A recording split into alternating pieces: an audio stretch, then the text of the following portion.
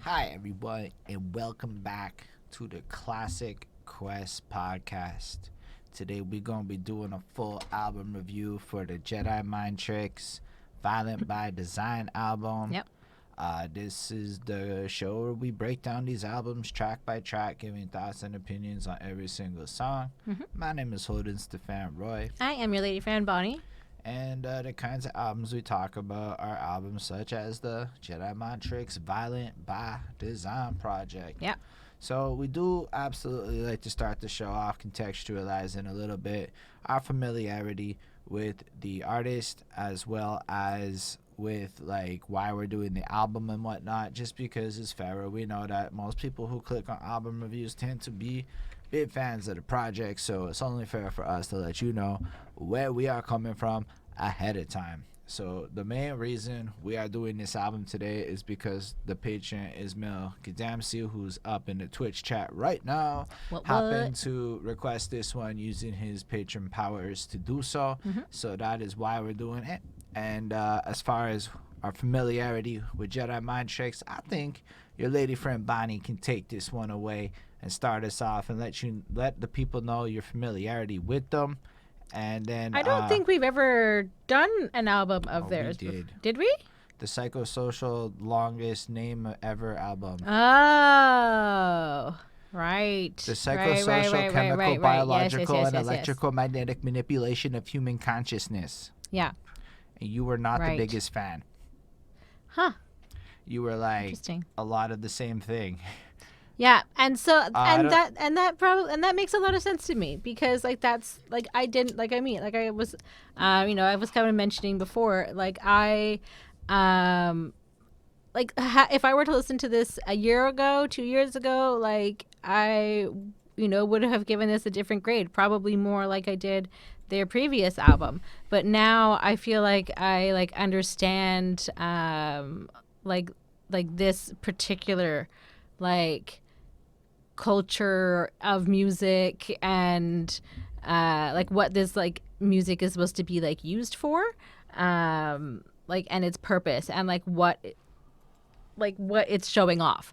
So I think like I don't know if we want to like talk about it right away, but like talk about it. Okay, like I think this is more for battle rappers and like before like recently like a couple months now, I guess, like I probably wouldn't have like really like grasped like what they do and like how it works and like I don't know, just like I didn't get it before, but I feel like now I kind of get it, and so like I can kind of see like the purpose, like these songs are like more like sort of like their best of kind of like battle raps, like it's all of them like showing off like the best hardest thing that they can do, and like it's more on like that side of things, I guess. Yeah, I guess that makes sense. I definitely think that there's a lot of people who focus on the technique and rhyming and the ability to use words to communicate both ideas and attitude with absolute finesse. And I definitely think that as we learn more about how hip-hop came to be, there are just so many people that before they were writing songs were just like in the streets fucking battling each other. Like literally we were talking to Mickey Fax, and he's describing how like people would literally roam the streets looking corner to corner for somebody to get into a little battle with, right? Mm-hmm. And then if you think about coming from that kind of culture and that kind of an environment, then when that's what you're rapping, that's what you're writing, that's what's going to be on your album. That's how you're going to have to come off in a certain way. So I totally appreciate what you mean with regards to like how the more you kind of understand the battling aspects of hip hop, the more a lot of these bars start to actually have a bigger context. Like and like the presentation of it, like just kind of like the way that it is. It's I'll kind of I guess spoil it because like I kind of mention it like at the end, like they do feel like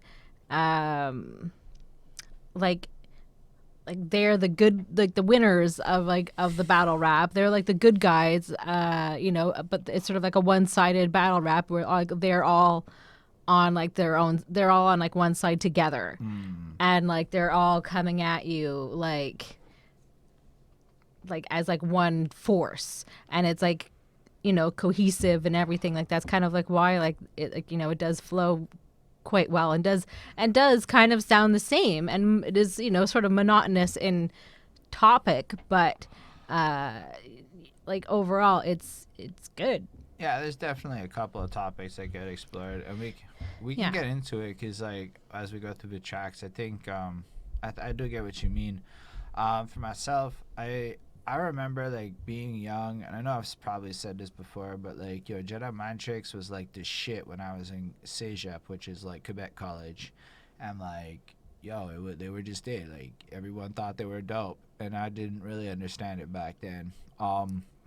Then I listened to them later on, and I got a little bit of a sense of who they are now and the talent, because like Vinny Paz's voice is just like distinguishable. Like it is the opposite of indistinguishable. Like he's one of those voices that you hear it and you instantly can identify it. Like he is a watermark to himself, and I think that is really impressive what he's been able to do to craft like with his talent and his flow, and the way he's able to consistently bring the same kind of energy to the table while across his career maintaining this signature voice. Like it's fucking impressive.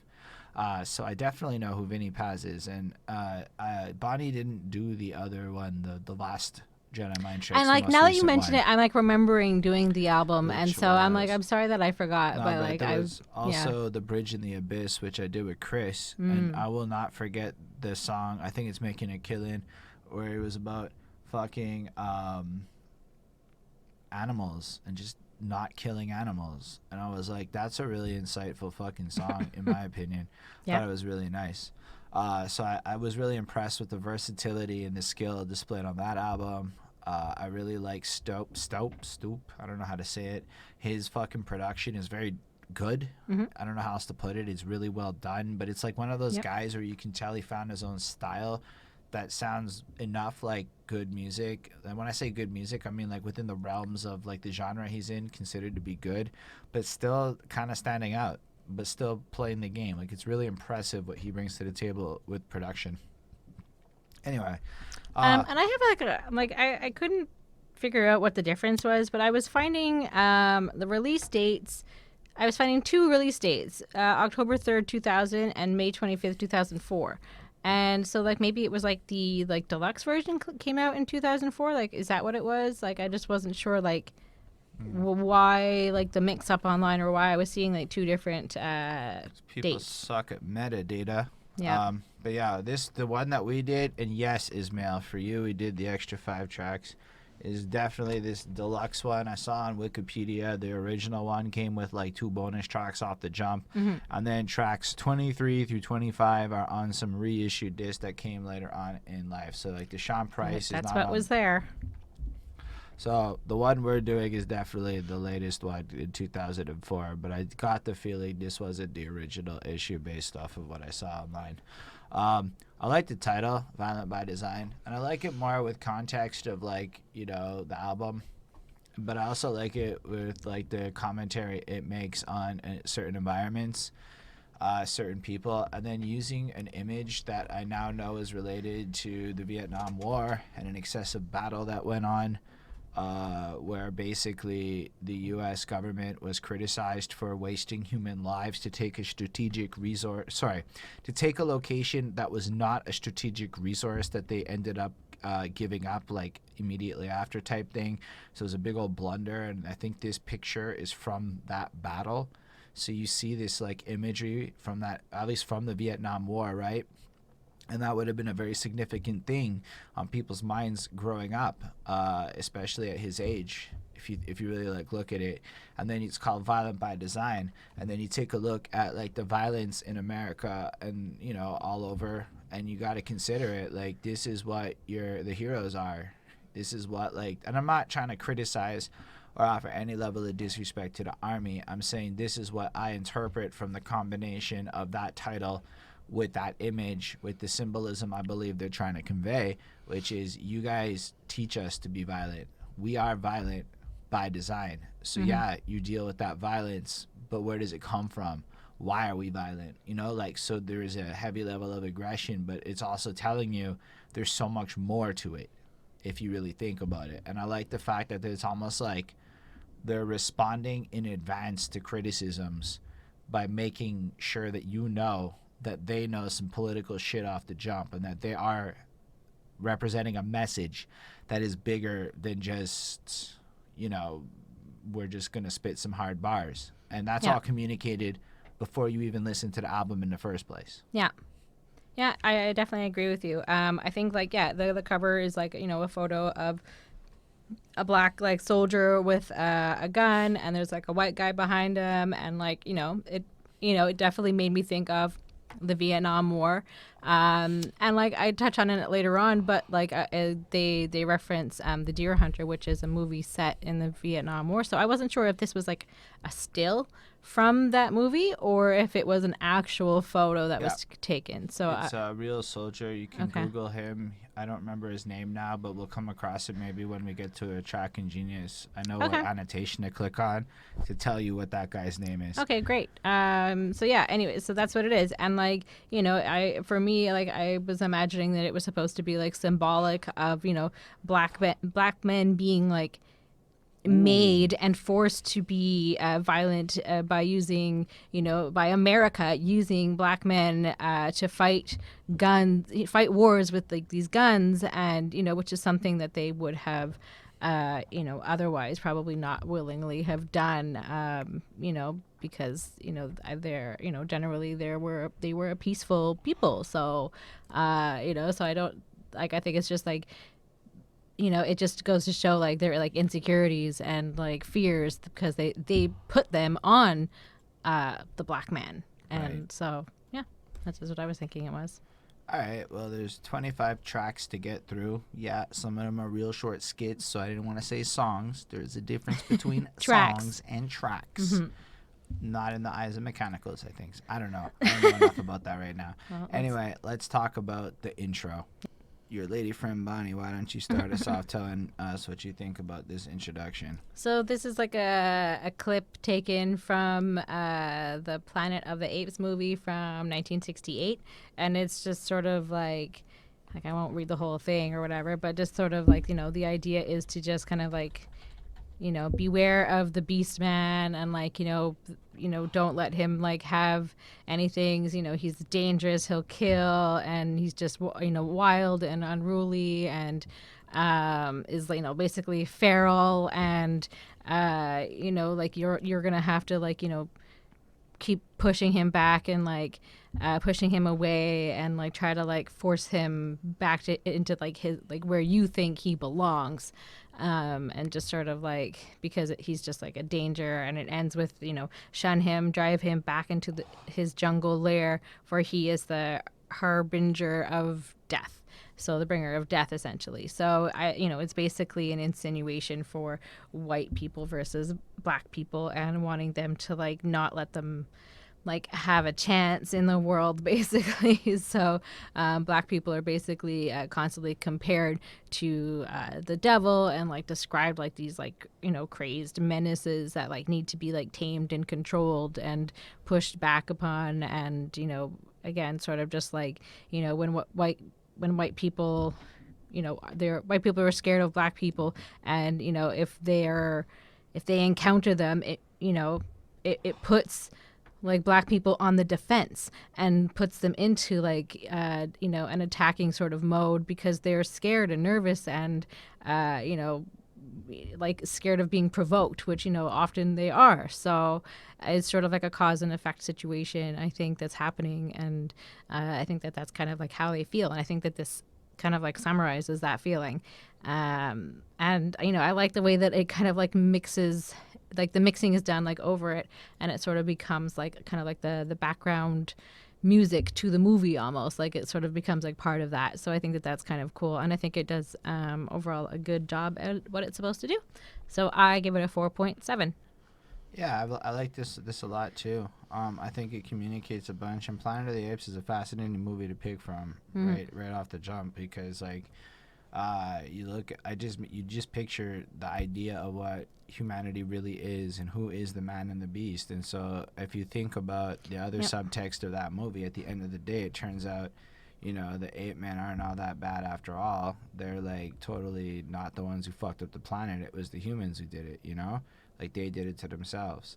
So it's like you also have to consider, I guess, the other side of that, because I agree with you. I think what you said, I can't really restate that. It's just perfectly stated.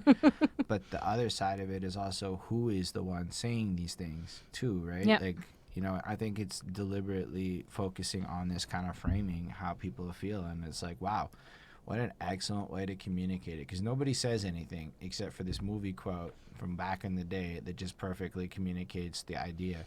And I feel like that's something that like was one of those things we had to learn along the way. At first, I didn't understand the power of these clips and these samples that as they get used in introductions, but Stoop adding that musical landscape underneath it just totally creates this ambiance that lets you know, like, as much as this is the case, it's almost like there's a it's gonna be okay feeling that comes with it. Like, yo, we're just breaking it down now, but don't get it twisted. We getting into it. Like, it's just the beginning, but it's going to be, I feel like there's a sense of, like you said at the beginning, like, they win, like, there's a sense that it's not hopeless. We understand what's going on now. We're going to start to deal with it. Yeah. That's the vibe I get off of it. I give it a 4.5. I think it's, like, fucking stellar. I don't know. It's hard for me to give a 46-second intro a 5, but, like, as far as it goes, it's really beautifully put together. Like, it really does its job to get you into the universe of the album, communicating that the album is going to bring a universe and a system to it that is dope. So I guess on that note, there's not much else to be said about that, and we can move on to the next track, which is called Retaliation. Your lady friend Bonnie, what do you think about this one? I like the scratching. I like that.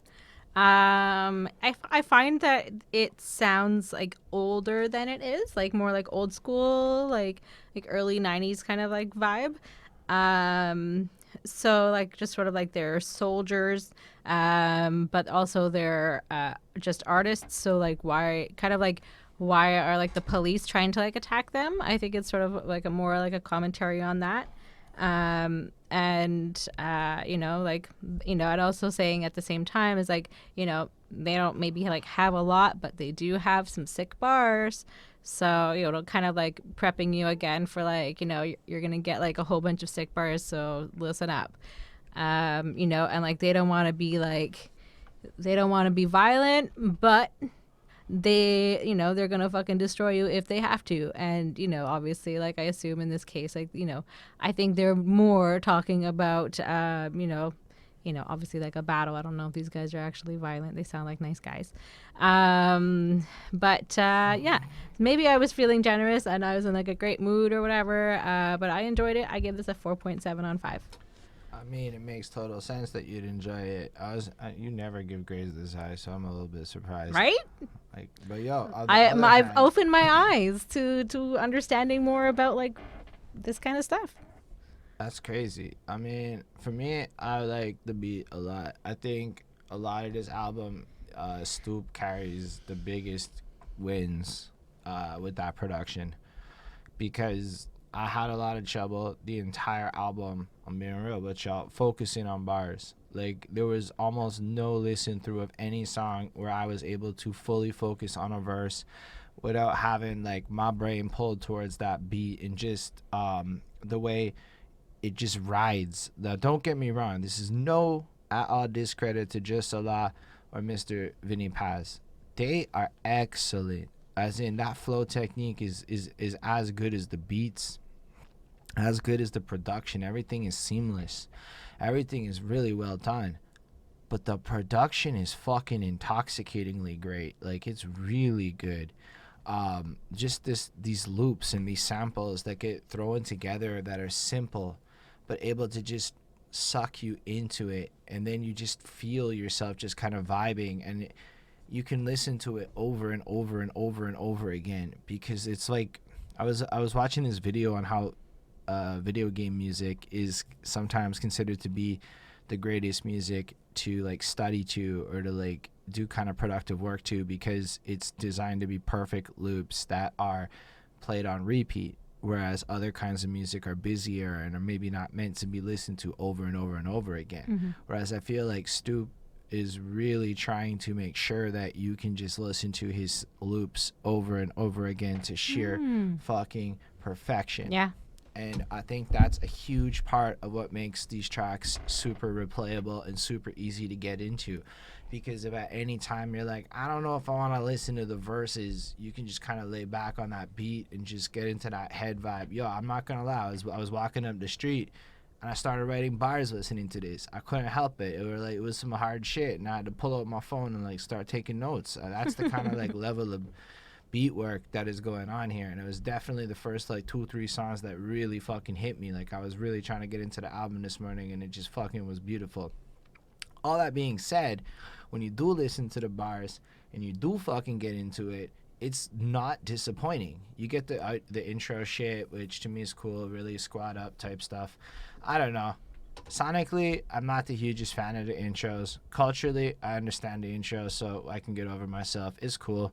But then the verses starts, and just the way he gets so descriptive with like guns and shit on the beginning, and it's not boring. Like, the metal inside the barrel passes through the frames in your glasses. Oh shit, that is a pretty descriptive way of talking about shooting somebody in the head, you know? Yep. And then it's like quick passage, leave your dome piece backless. Like, I'm not going to go through all the bar by bar, but I think it's really interesting to like show you how descriptive and interesting this is, at least to me. We haven't talked about a bullet or anything basic. It's implied. I mean, okay, the barrel's kind of obvious. He's not trying to be subtle about it. But he still then envision blackness, leave you hatless, fucking capless.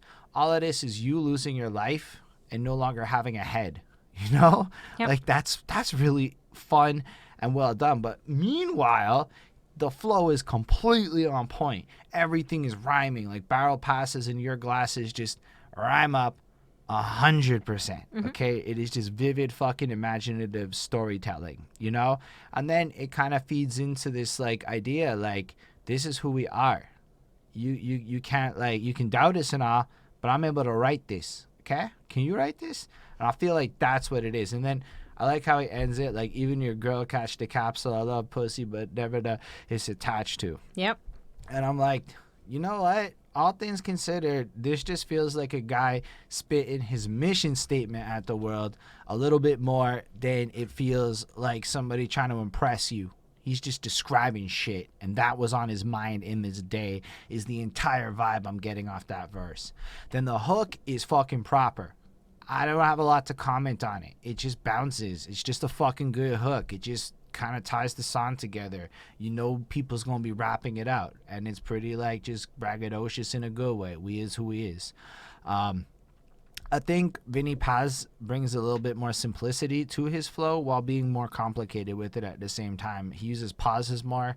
He's a little more all over with it, but when he gets tricky, he gets tricky.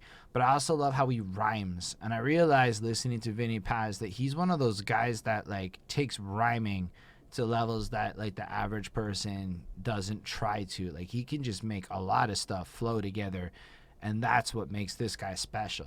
Because again, So Vinny Paz is icon. Okay. That makes a lot of sense. I mean, I'm gonna call him Vinny Paz Yeah. because it's simpler for my brain. But icon is how. So he's how known come at he this goes time. by Icon, the verbal hologram? As I understand it, that's how he started, Okay. and then he adopted the and it was Vinny Paz. But like, he Okay, calls so- himself both interchangeably on this album. So. Okay, cool. But yeah, I just think it's fucking cool. Like, we itching to kill. That's why we spit in the rail. And I don't even think I can say real and kill the way he does. But he did it, and that really blew my mind a little bit. Yep. So apparently, as Ismail's saying, he's only caught Icon the first 2 albums. I was Fair like enough. wondering if it was like an Eminem, like Slim Shady, like situation, or Yeah. okay. And then, you know, stick to the drill. Maybe we grip in a mill. The clip will be spilled, dump them, and ditch on a hill. And just the way he keeps that rhyme scheme running, but basically kind of pointing out the whole way through this verse where, like, yo, we's real about our shit. We're actually about this. We trying to build our enterprise and get our escape out. You either ride with us or you are ops. That's basically what he's saying. Mm-hmm. But he does it really exquisitely with this blunt, raw rhyming that I find really attractive and good to listen to. Yep. I have a lot more commentary on the bars. In a lot of ways, I feel like with Vinny Paz, it's the bluntness. Like, we got, like, to quote fascists because we're the meanest. Like, nowadays, that would be like, oh my gosh, you quoted a fascist. And I guess that's the point. He's that guy. He doesn't go fuck like what you think. He goes over the limit. He likes, it's kind of like a shock value. But instead of actually quoting a fascist and pissing you off, he just alludes to it. Not to say that he doesn't do it. I could not tell you if he does it later on. I wasn't paying attention to that shit. But I think it's a brilliant fucking start to this project. Yeah. I like some more others bit better than this in a significant enough way to call this a 4.5, but this is a 4.5. This is some excellent fucking music to me. Yep. There's still a lot more album to do, I know, but this is an excellent fucking project, so we're gonna talk about it. So let's talk about Contra. Before I hand it over to Bonnie, I did have a quick thought just on the outro. Sometimes people lead the outros and I find them kind of boring. I don't mean that like whatever, but like if it's just the beat open for like a minute and it's just the beat playing and nothing really happens, it's not my favorite. I know lots of people fuck with that, and I think part of it is they left that open so that people could like steal it maybe and remix it or use it. Like I'm starting to like look at the game a little differently. Like if you're a beat maker, you might want to leave a part of your beat open for that stuff. But with this one, I noticed the scratching kicks in like the second the vocals start. It's almost like instantly Stoop was like, nah, I'm gonna talk here and do it in his own way, and he really brought some life to it, and I really appreciated the way they made that outro kind of like keep my interest. It's really just noteworthy to me. But what do you think about this song? I mean it's pretty cool. It sort of has like this like creepy but like it makes you like want to like nod your head beat sort of. It's just like kind of interesting and fun and like kind of like hypnotic a little bit.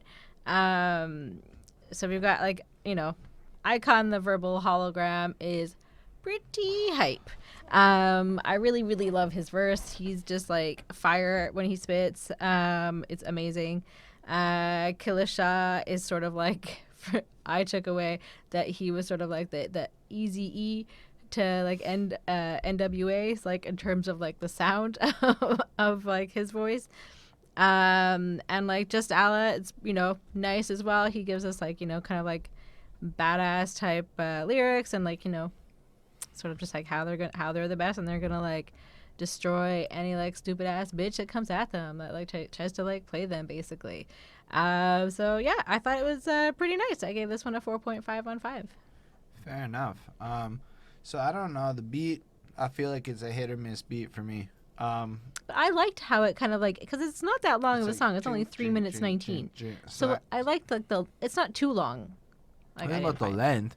I just found out like earlier when I listened to the beat, I was like, I don't know if this is my favorite beat. And then I listened to it now and I'm like, the beat's alright, but I like my favorite part's when the scratching kicks in. So in a lot of ways, with guys like Vinny and Jus Allah, who are going to consistently bring the same quality of rapping to the table, like what am I going to be able to say different? Spoilers, on every song, Vinny is an technically proficient, excellent rapper. I'm not going to diminish that. It is actually fucking finesse at a max. And I can understand listening to somebody like him why like other flows look trash to people, like why certain flows like are like, oh, like Vinny sees like ways to slice the flow in just a perfect split second. Like these guys break it down to like microseconds of exact precision on how to like slice up the flow, which I think just puts them perfectly into the pocket.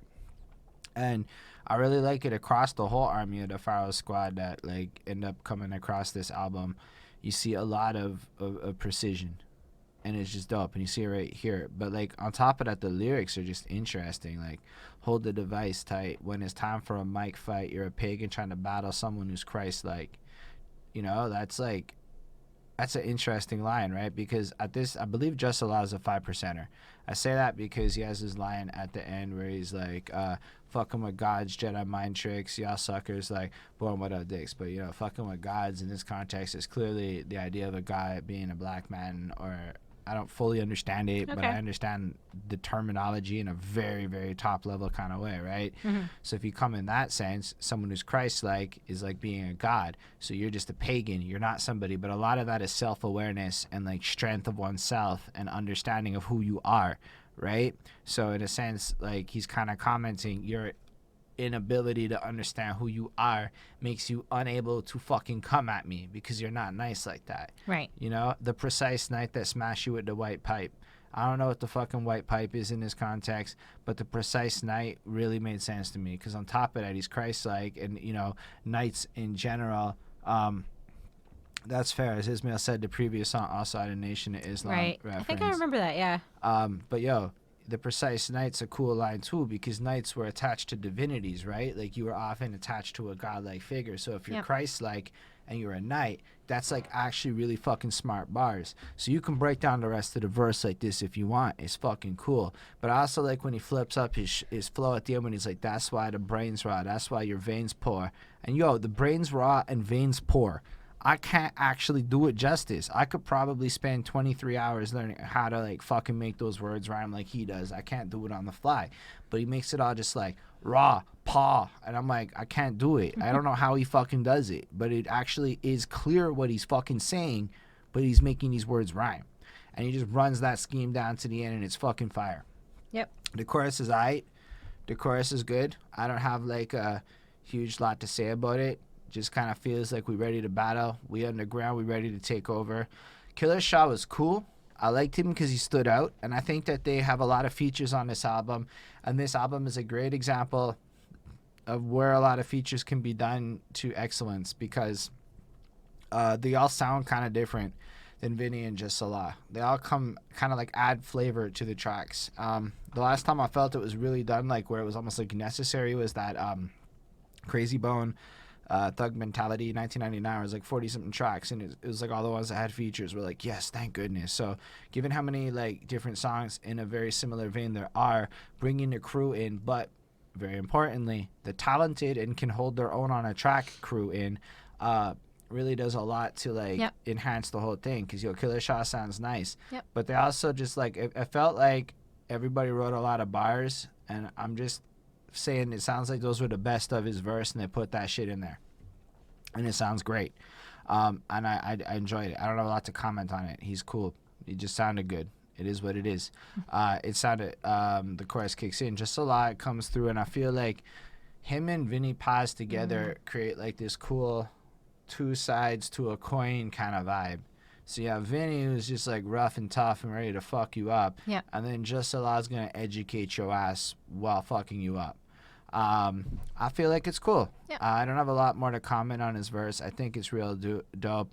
Evidently, there's a certain F word they use that doesn't look great in 2021, but the fuck am I gonna say? In 2000, everybody was using that word, so it is what it is.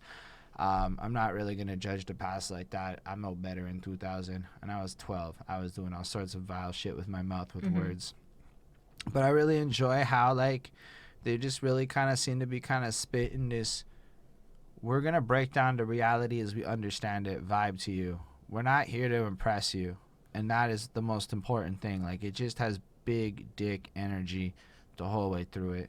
I'm going to give it a 4.25, though. Because I'm not, like, sold on the beat.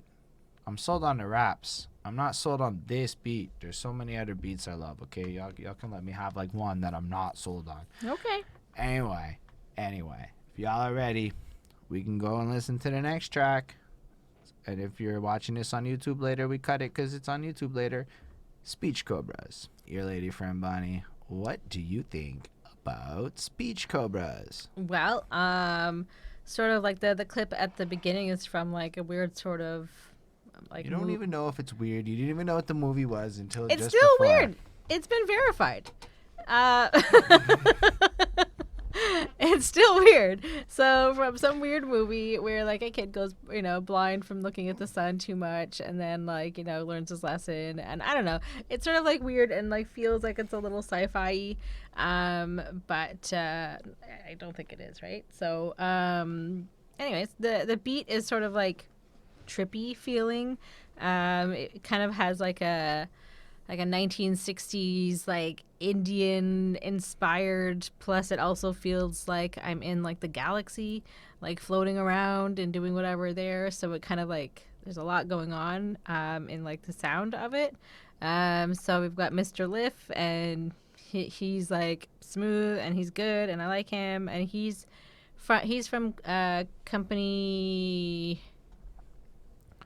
What is it? Company Flow. It's Company Flow with Fun, because we did their Fun Crusher Plus. Yeah. I was getting all of that confused in my head. So, yeah. So like, it's nice to see like him again, and sort of about like, God and like the devil, and it's like also like pretty hard at the same time. Like while they're talking about that, but the lyrics are kind of like out there a little bit.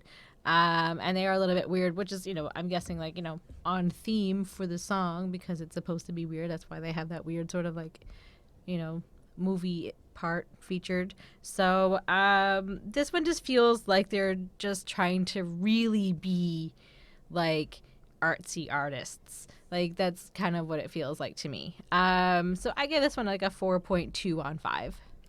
I feel like part of it was also like a little bit political too, right? Mm-hmm. Like in a sense of, that what the criticisms of your album are going to be off the jump, given the bulk of your content. So you also know that people are probably only going to listen to the first 3 songs before they render a big time judgment. Your intro's fine. That's 46 seconds. So track 4 in this case would be like the moment of judgment rendering. So you have 2 like pretty hard verses where they've been kind of light on the more poetic side of things, or track wise, and then you bring in this one where it's like a super abstract introduction. Like it almost is like appealing in a more pop sense, not to say like pop, but more pop, or at least appealing to a very different market is, I guess, what I would like to say with that. Not pop, because neither of them are that pop. Then you get that amazing first verse, which is fucking poetic as fuck. And I like the part that Ismail highlighted in the comment that probably you can see in the video. As your skeleton crush, your physical turns to gelatin, plus due to overstimuli, you liquefy. And that's like at a very like ethereal level what's actually fucking happening when you fucking die, and like as you decompose and all of that goodness. I send you back to the earth soil to quench the turmoil when the ground splits to swallow the corporations, and cops give birth to rocks so we can have solid ground on which to walk.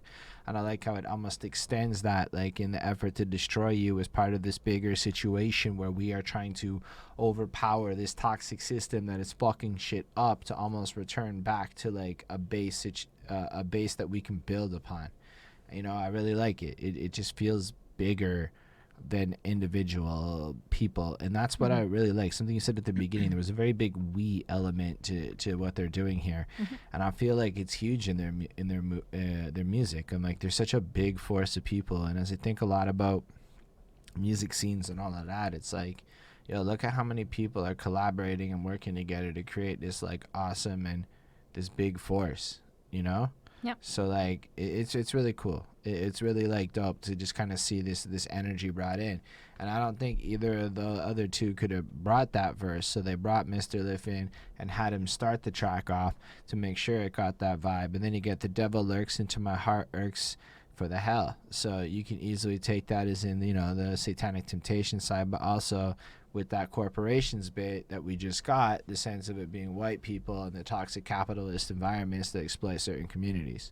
So I love that like double entendre that gets slapped in throughout that chorus.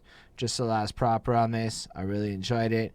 I feel like it's a little more on that ethereal side of it too. It's definitely not in the same realm of just like we're gonna come fuck you up.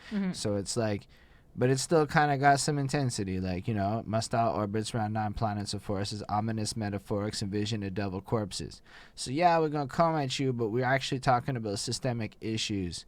So yeah, maybe they're coming at certain people, but there's reason for it. Yep. Lion hoarders, mad scientist / author, present the type of horror that boils your holy water.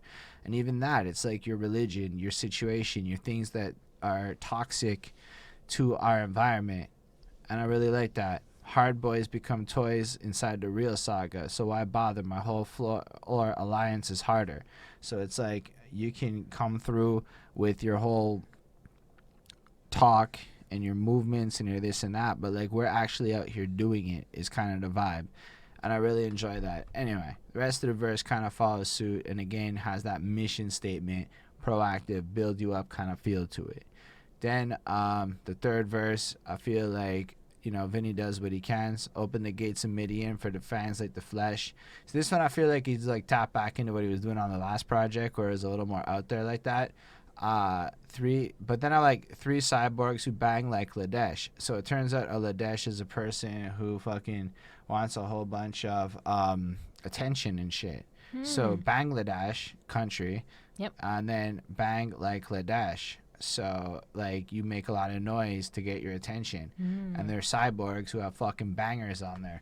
So it's actually really fucking cool. That is one of my favorite bars on the album. I didn't know what a Ladesh was, but I felt like there had to be something to it. Anyway, you know, we hang the best, spit venom until your face burn, yet the critics are parasitic like a tapeworm. So, yes, he kind of brings it back into the hardness. They tucked him away at the end of the track, too. Made sure that you got the ethereal before you got Vinny to come through and still make sure you got your hard shit. But I still feel like he's trying to teach you. Like snake turning fake urines, the kiss of Judas. We take lives with knives steady abusing you. So it's not just we're coming at you, but like look at the environment and why we have to. There are some Judases out there amongst the world that creates this world. Anyway, I just fucking dig this track a lot. I think it's really strong. The beat's really good. The hook is really great. I gave it another 4.5. It's awesome. Cool. Are you ready to talk about another interlude? The little Breath of God. All right, let's do it. I felt so cool here before Bonnie talks, and it's not even going to become like as cool until the next track, unless you know what's coming on the next track. But first of all, his drums is banging. I feel like we're just kind of continuing on talking about this shit spaced out, giving you a sense of looking at life in a more ethereal way, meaning life being particles and energy, and really going into some astrophysical stuff where like I think it's meant to say as much as we do all this hard shit, we actually do take the time to learn about this other stuff too. Like we are way more than you want to give us credit for. But then the very last thing you hear on this track is it gets really, really silent and you hear a single fucking note. And in my notes, before hearing the following track and really making the connection, I'm like, yo, that sounds like the theme song from The Undertaker. And everything about the aesthetic is like the theme song to The Undertaker too. You know, like it gets all fucking black and then you hear the doom before it like kicks in. You probably are like, now I don't know what you're talking about. That's fine. Ding, ding, ding. But that's what happens. But that's what's kind of like what happened on the song. And if you know what's going to start at the beginning of the next track, I was like, yo, good catch, Holden. Because at first I wrote it down like, I don't know about that. I'm going to write the note. It's what it reminded me of. So I think that's so fucking cool that they did that. Because, again, they dropped everything away in the beat and left it for a second like as if The Undertaker was actually there to do a fucking introduction. And I think that's pretty banging. Otherwise, I love the drums. I love what the fuck they're doing on this one. I think it's fucking amazing. I give it a 4.5. I actually apparently gave the other tracks less grades, but my grades suck, so who fucking cares what grades I give? Anyway, Breath of God is 4.5 for according to my notes too, but I really fucking like it a lot. I really do. This one is one of my favorites. I think these interlude things are some of the highlights of this album, almost more so than the songs, which is kind of a weird thing to say, but at least this one really stuck out to me. Cool. Yeah, it's only 38 seconds, so I mean it's pretty short and like, you know, sweet and does what it does. you know, it definitely has like a super sick beat. I really liked it, and it also I liked the drums, and I liked the church bells that were mixed into it because it is obviously the breath of God. Like, you know, it's supposed to be like godly, and they're talking about religion and sort of like that kind of vibe, while at the same time kind of talking about the universe and like kind of science and stuff like that. So I think that that's kind of like those two topics are often controversial together. So I think that that's kind of cool that they kind of stuck them together and they, you know, made it kind of work for them. I always appreciate listening to like the old, you know, the voice, you know, the voice that you were hearing is that of Stephen Hawking's, and that's him talking, you know, about, you know, space and time, and like, you know, he's always interesting to listen to. He did put out a brief history on space. Anyway. He sure did. Yeah, and then it kind of ends with like, you know, light church bells. For me, like that's what I caught from it. So that's, you know, cool that you caught something from something that you know. Yeah, I dig it. I liked it. I gave it a 4.5 as well. All right, let's talk about Death March. Let's. All right, Bonnie, how do you feel about this one? So yeah, we have like, you know, for me it was just sort of like a creepy movie clip that was put in here. It definitely has like a super like energy. Just established that is not a creepy movie clip, but that is the Undertaker from professional wrestling doing a bit. Okay. See? There you go. You win. So it definitely has like a fun like kind of creepy beat, but like it definitely, like I said, is very like energetic. I liked the end of Virtuoso's verse. Laugh with the Jedi mind tricks. We rhyme sick and side bricks for dime chicks. I'll strangle you. Use my same hands to give you the Heimlich so you can live to face more punishment from my divine lips. So I thought that was like really good like lyrics. I don't know. I liked them. I really appreciate like the sound of like the soldiers that are like marching quickly, like, you know, so it sounds like they're, you know, like the troops are being sent out to like kill and destroy, and like they're like, you know, like they're heading out to something, and you know, that they're just gonna like destroy you in some way or another. And then it kind of ends with like let evil guide you, so more of like the kind of what was from like the beginning. And yeah, I don't know. Overall, I liked it. It has a really nice energy to it. It's kind of like enjoyable to listen to, even if you don't like listen to like the lyrics or like catch all the lyrics. The beat is like really like nice. Like even if you have it like on in like the background, like it'll be like a nice album to listen to in like the background of like something. Like, I don't know if you're into that kind of vibe. Like the whole album is like cohesive in that sense. So yeah, I gave it a 4.6 on 5. I love the beat on this. It really just picks up. It got this different energy, and I think it's also cool, right? Because we have this interlude, right? Right. And when you have an okay, relax. I know, okay, I'm the worst. When we have an interlude, it's supposed to change something. So I like the fact that they come in with a whole different energy, which again showcases how dope fucking Stoop is. And then you bring in Virtuoso, who I'm not that familiar with. Jermaine Zimmerman says he's one of the best, underrated and whatnot. I really like his flow. I think it's tricky, but he's on point with it, right? Like, he doesn't ever fuck up. Like, the early parts are rushed in a way, but they're really deliberately done so that he lands on point the entire way through. That's the kind of shit I fuck with, and I'm maybe not the best at, but I really like that kind of stuff.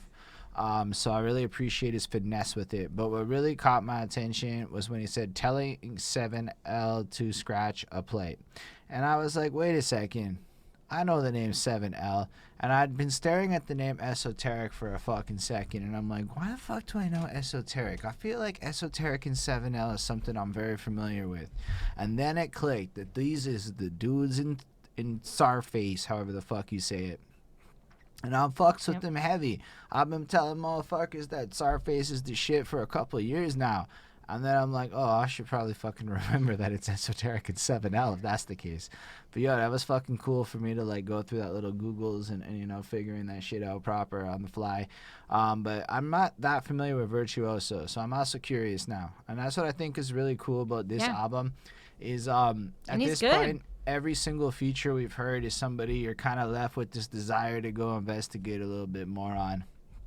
Overall, the bars is proper. Like, I'm omnipotent. You clean it when battles. When the beef starts, I'll punch the tree barks and pass the chainsaw to a leaf's heart.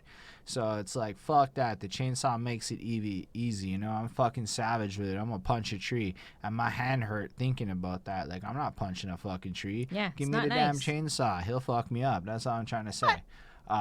Anyway, wow. If I'm going at a tree, I'm not punching a tree. I'm not tough like that. Rude. It's what it is.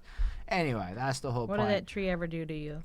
But I also like that part you broke down at the end there, because it's really fucking cool, because he's going to slap you physically but not kill you, so he can still roast you with his fucking lips. Like, it's just so brilliantly and eloquently put together. But then Jus Allah just fucking comes in. Like, you're expecting a hook or something, and no, there isn't one. And just fucking he comes in, and you're like, yo, that's nice too. And then he does his verse. It's fucking proper. I don't have a lot to comment on it. Okay, never mind. Rank you no class like Marxist is a fucking great bar. I didn't even catch that till just now. Holy fuck, that's cool. That's like, because in Marxism, people don't have class. You know, everyone's kind of the equals. So he's saying you have no class. Like, that's actually fucking great. I wish people use bars like that more. Anyway, I get why they don't. I really do. But anyway, I'm the last head you should ever try to fuck with. Be the next member in the cast of my snuff flick. Ooh. See, that's the type of shit where it's brutaler. And I'm realizing maybe we hold ourselves back sometimes as artists. And, like, we think this shit, but we don't say this shit. And people kind of respect the people who just say the shit that they think. And so I really like, this album was really kind of big on me when I was listening to it, because I was thinking about a bunch of stuff. Vinny does this thing. It's fucking cool. I love his biblical bars, right? We ravenous, exhume the tomb of Lazarus. You blasphemous, we bring war to pacifists. So that's pretty cool, too, because I think Lazarus is the one that came back from the dead. So they're bringing him back from the dead a second time. But so that's kind of like a ravenous move, right? On top of that, you blasphemous. So that's interesting, right? Because the only reason that Lazarus was brought back from the dead was on the faith of Christ. So if you blasphemous, you lack the power to bring in what they're able to do. Right. So they're able to bring, anyway, you guys get it, but it's actually got that level of depth when you take the time to like stop and think about the fucking bars. The thing is that on the other hand, it's a lot of that. And so I don't want to go through and just make this lyrical breakdown shit. Y'all fucking were not clicking on the videos when I was going that deep in it. I heard, I listened. Anyhow, I fucking really like this song too. It's another 4.5. Oh, fuck, I forgot about Esoteric, because I'm sorry, y'all. How dare you? Esoteric was sick. My gosh, she just rode that flow. Ismail said that in the comments, and I agree. Yep. I don't know about the bars as being the most pivotably interesting or whatever, but nobody else dropped dino bars, okay? Who else was saying you can never fuck with the Esoterodactyl? Fuck that. Pterodactyls are cool. Well, I mean, it's part of his name, I guess, right? I don't know if it is. It could be. Either way, he dropped a dinosaur. Was it like the esoteric period? It is. Yeah. It doesn't change the fact that that's when the dinosaurs ruled. Anyway, I'm just trying to say that it's a fucking fire thing to come across. His rap skills will thrash you, and then just motherfucker. That was my favorite way to end a verse on this. But his flow is ridiculous. Everybody here sounds good, but everybody here brings something different to the table. Yep. And everything that you've heard that's been brought different to the table is different than what Mr. Left and Killa Sha does. It's different than what other people bring to the table. And I think that's part of what makes it really like stellar, this experience that we're going on with Violent by Design, which isn't that violent, all things considered, you know? It's kind of there to trick you, I think, a little bit. So, yo, let's go on and check out a little skitsy poo where hopefully somebody in the comments can, explain some shit. Because it's Words from Mr. Len Part 1. I'm going to be 100% real with you. Okay, do it. I don't know who the fuck Mr. Len is. So this is such a contextless thing. So, like, to me, I'm listening to this and I'm like, I bet this is some joke that everybody else gets and just makes a whole bunch of sense to. But I don't really Google it or anything. So I just kind of, like, the production's fine. It just came. It went. I'm not 100% sure what we're doing here, but Mr. Len has some words for us. It's fine. Ismail doesn't know who he is either. Maybe somebody else knows. But I'm telling you, he's from Company Flow. Yeah, and okay, but like I don't understand in the context of it. Mr. Liff and Mr. Len are not the same guy. So Mr. Len. Oh. Mr. Liff. I actually Googled it. I was like, wait a second, and then I'm like, oh wait, okay. This is Mr. Liff. I have him over here, just so y'all know I'm not talking shit. I looked up his Wikipedia. You win. Yeah. Now, Mr. Len might be from Company Flow. You're right, actually, now that you're saying that. But what I'm saying is more... But anyways, it's just some guy leaving... Yeah, that's what Jermaine is saying, too. We can just say it's some guy. No. And he's leaving a message. I don't just get like the classic phone message. the fucking context of the message. I don't understand it. I feel like there's some joke here or some personality quirk or there's something. It's just him being goofy, leaving a message, and he's from New Jersey, or like someone's from New Jersey, and that doesn't make any sense. I guess I just don't understand anything. But it sounds like, for me, like because it is like a classic sort of like phone message. Like for me, it's sort of, like how I kind of like touched on like how they sound like older than they are. Like this is something that like was like like more commonly featured on like earlier albums, because there was more use of like, I guess, answering machines, or like like the pager system and like all of that. And like so like for me, like that's kind of like why it sounds like again like early 90s ish. And I like the beat over it. I have no problem with it. I gave it a 4.5. So here's the thing, I'm with Ismail. This shit doesn't make any sense to me on this album. So, I mean, I get it from the sense that it's a thing that's done. I like how Jermaine's like, I just skip it now. But it's like, well, I don't understand it, okay? Like, is there a social commentary happening here that I'm missing? I think they're just, like, shouting out their buddy in, like, what is it, a minute? Less than a minute? I hear you, and it's a break, and I'm not even hating on that front. In fact, that's why I said I don't know if there's a joke here I don't get. I feel like there's some, like, missing element that was like context of that time where like everybody heard this and was like, oh, Mr. Len, and I don't get the joke. So I'm just like, Mr. Len's words are here, part 1. Don't worry, folk, there's a part 2. And that's just my feeling with it. Like, okay, I give it a 4. Is it actually bad to listen to? No, but I don't get it, so it's hard to have any emotional attachment to it in any way, really. It's just I recognize that Stoop's fire on it, and it's like, it's not shade, it plays, but I just don't understand it. So yeah, that's my feedback on it. Yeah, Mr. Len is from Company Flow, and he's from New Jersey. But like, what else to tell you about him? That's what I'm saying.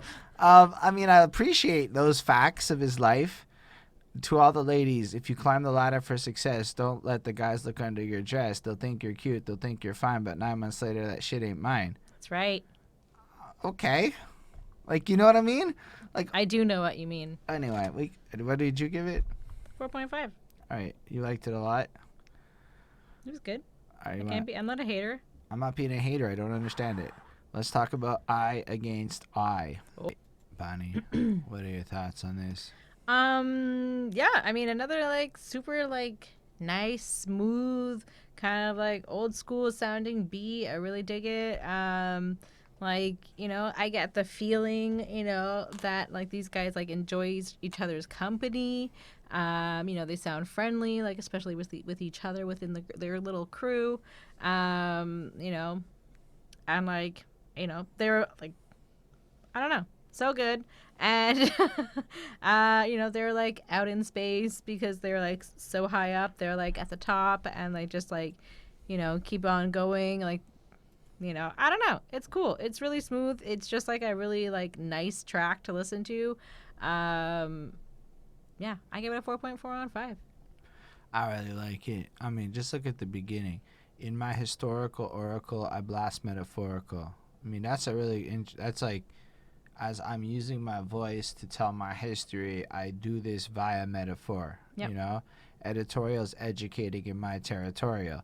So that's in contrast to the way the media sources and other people's narratives are effectively in my neighborhood trying to rebrand and reshape almost that history that he's trying to fucking blast off with, Got torn, heavily armed with 70 bombs that'll blast divine like the heavenly psalm.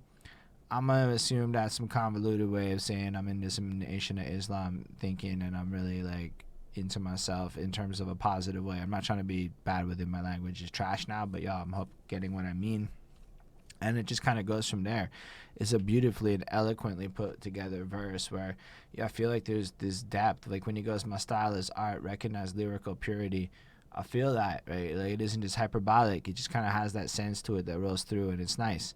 And then you get that illa duff is like the sun because we shine with rhymes, and that like fucking chorus is absolutely beautiful, right? It's almost like a mission statement to the underground.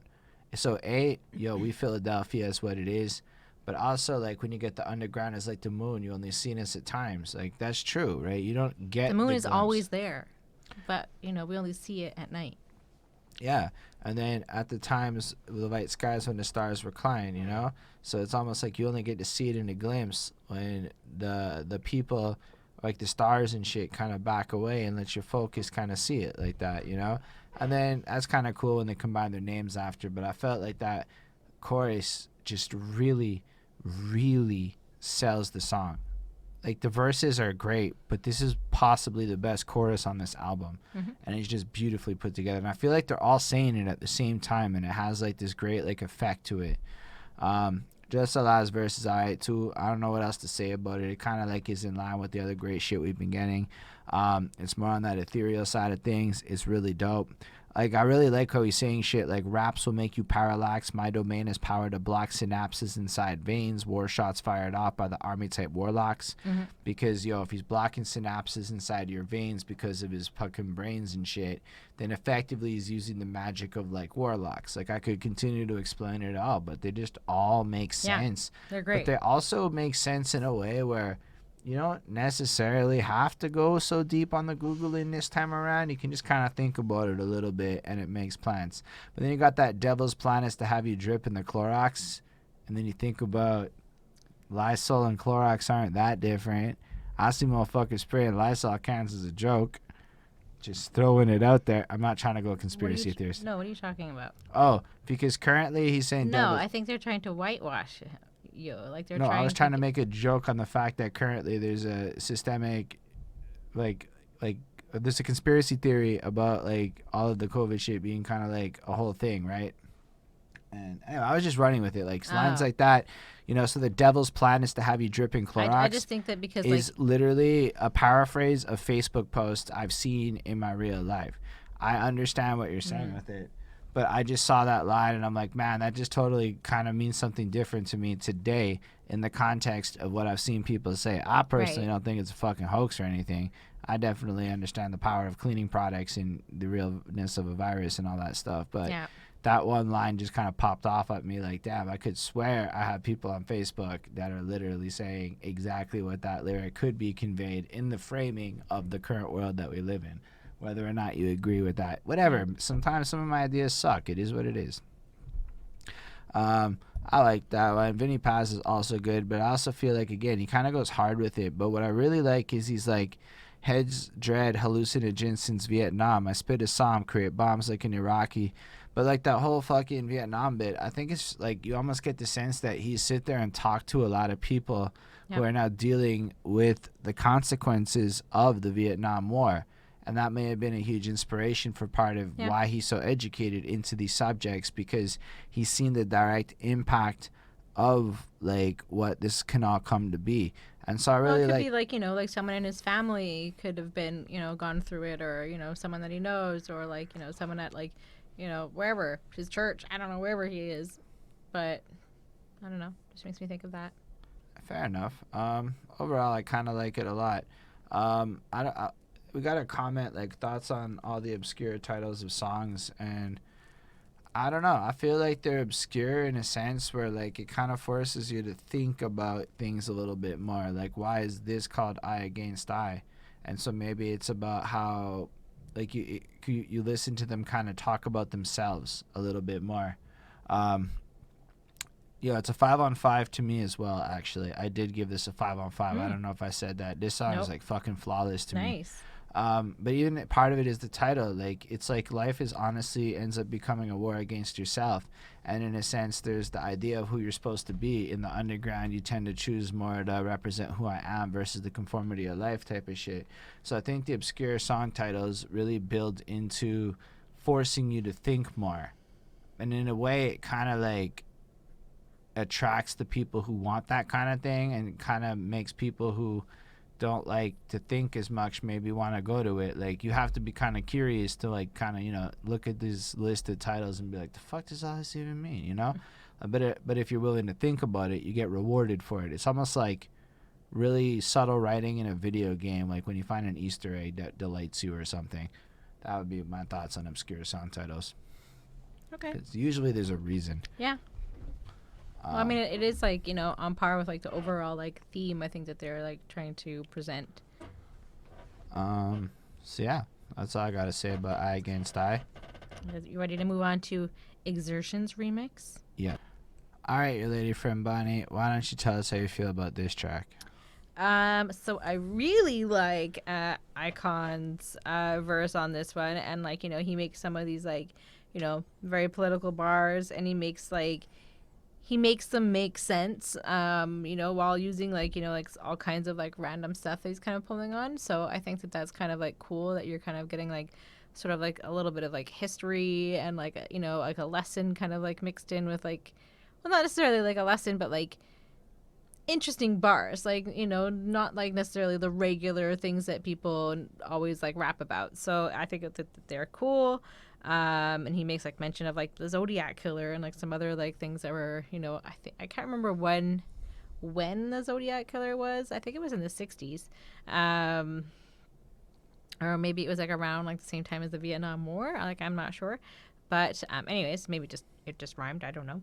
And Esoteric, I feel like he sounds like a little like out of breath on his verse, which totally makes sense. But I feel like you're not supposed to hear it. Like, you know, you're supposed to like, you know, as a professional, you know, you're supposed to like make it look easy, like a professional dancer, right? It's not supposed to look hard. So I think, but just on this one, like, you know, and he does spit like, you know, pretty hard. So I mean, I get it.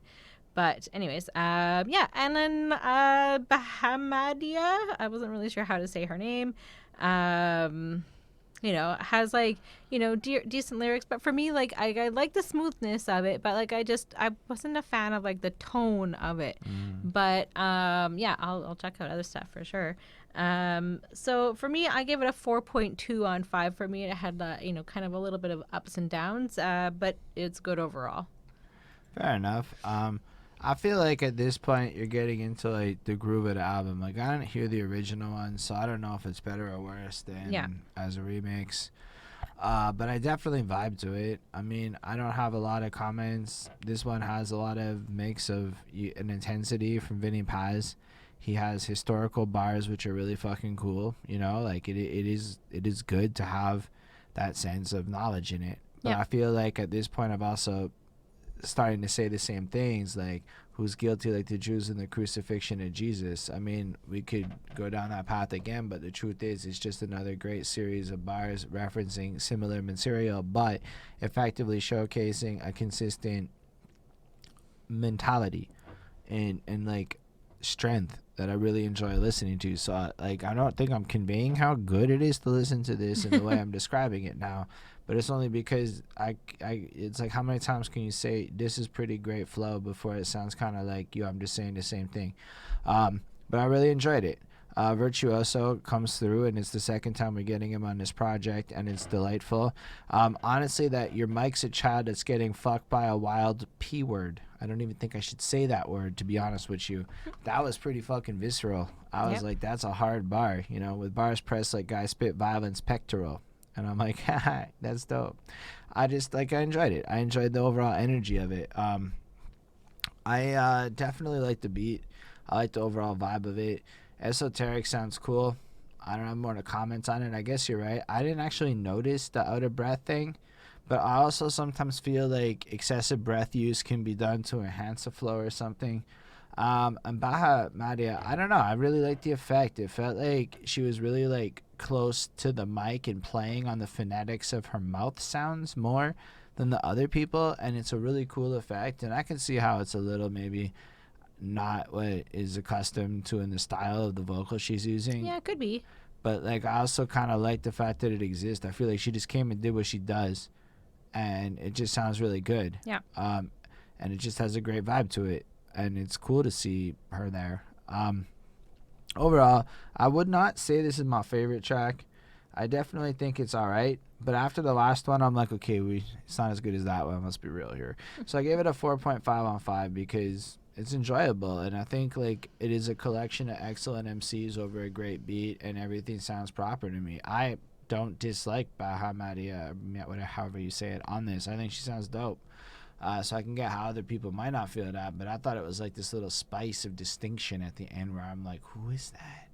That's interesting. Like, it was like, it's like when you have a little flavor and you're eating something and then a little kick at the end that just spices it up in a way that was unexpected, like an aftertaste or some shit like that. Anyway, that's all I got to say about this one. Why don't we move on to another little interlude on this project, and this one is called the Prophecy Interlude. All right, I'm ready. I like it. I like the beginning of it. I like the overall sound. It's fine. It's quick. It's only 36 seconds. 4.4.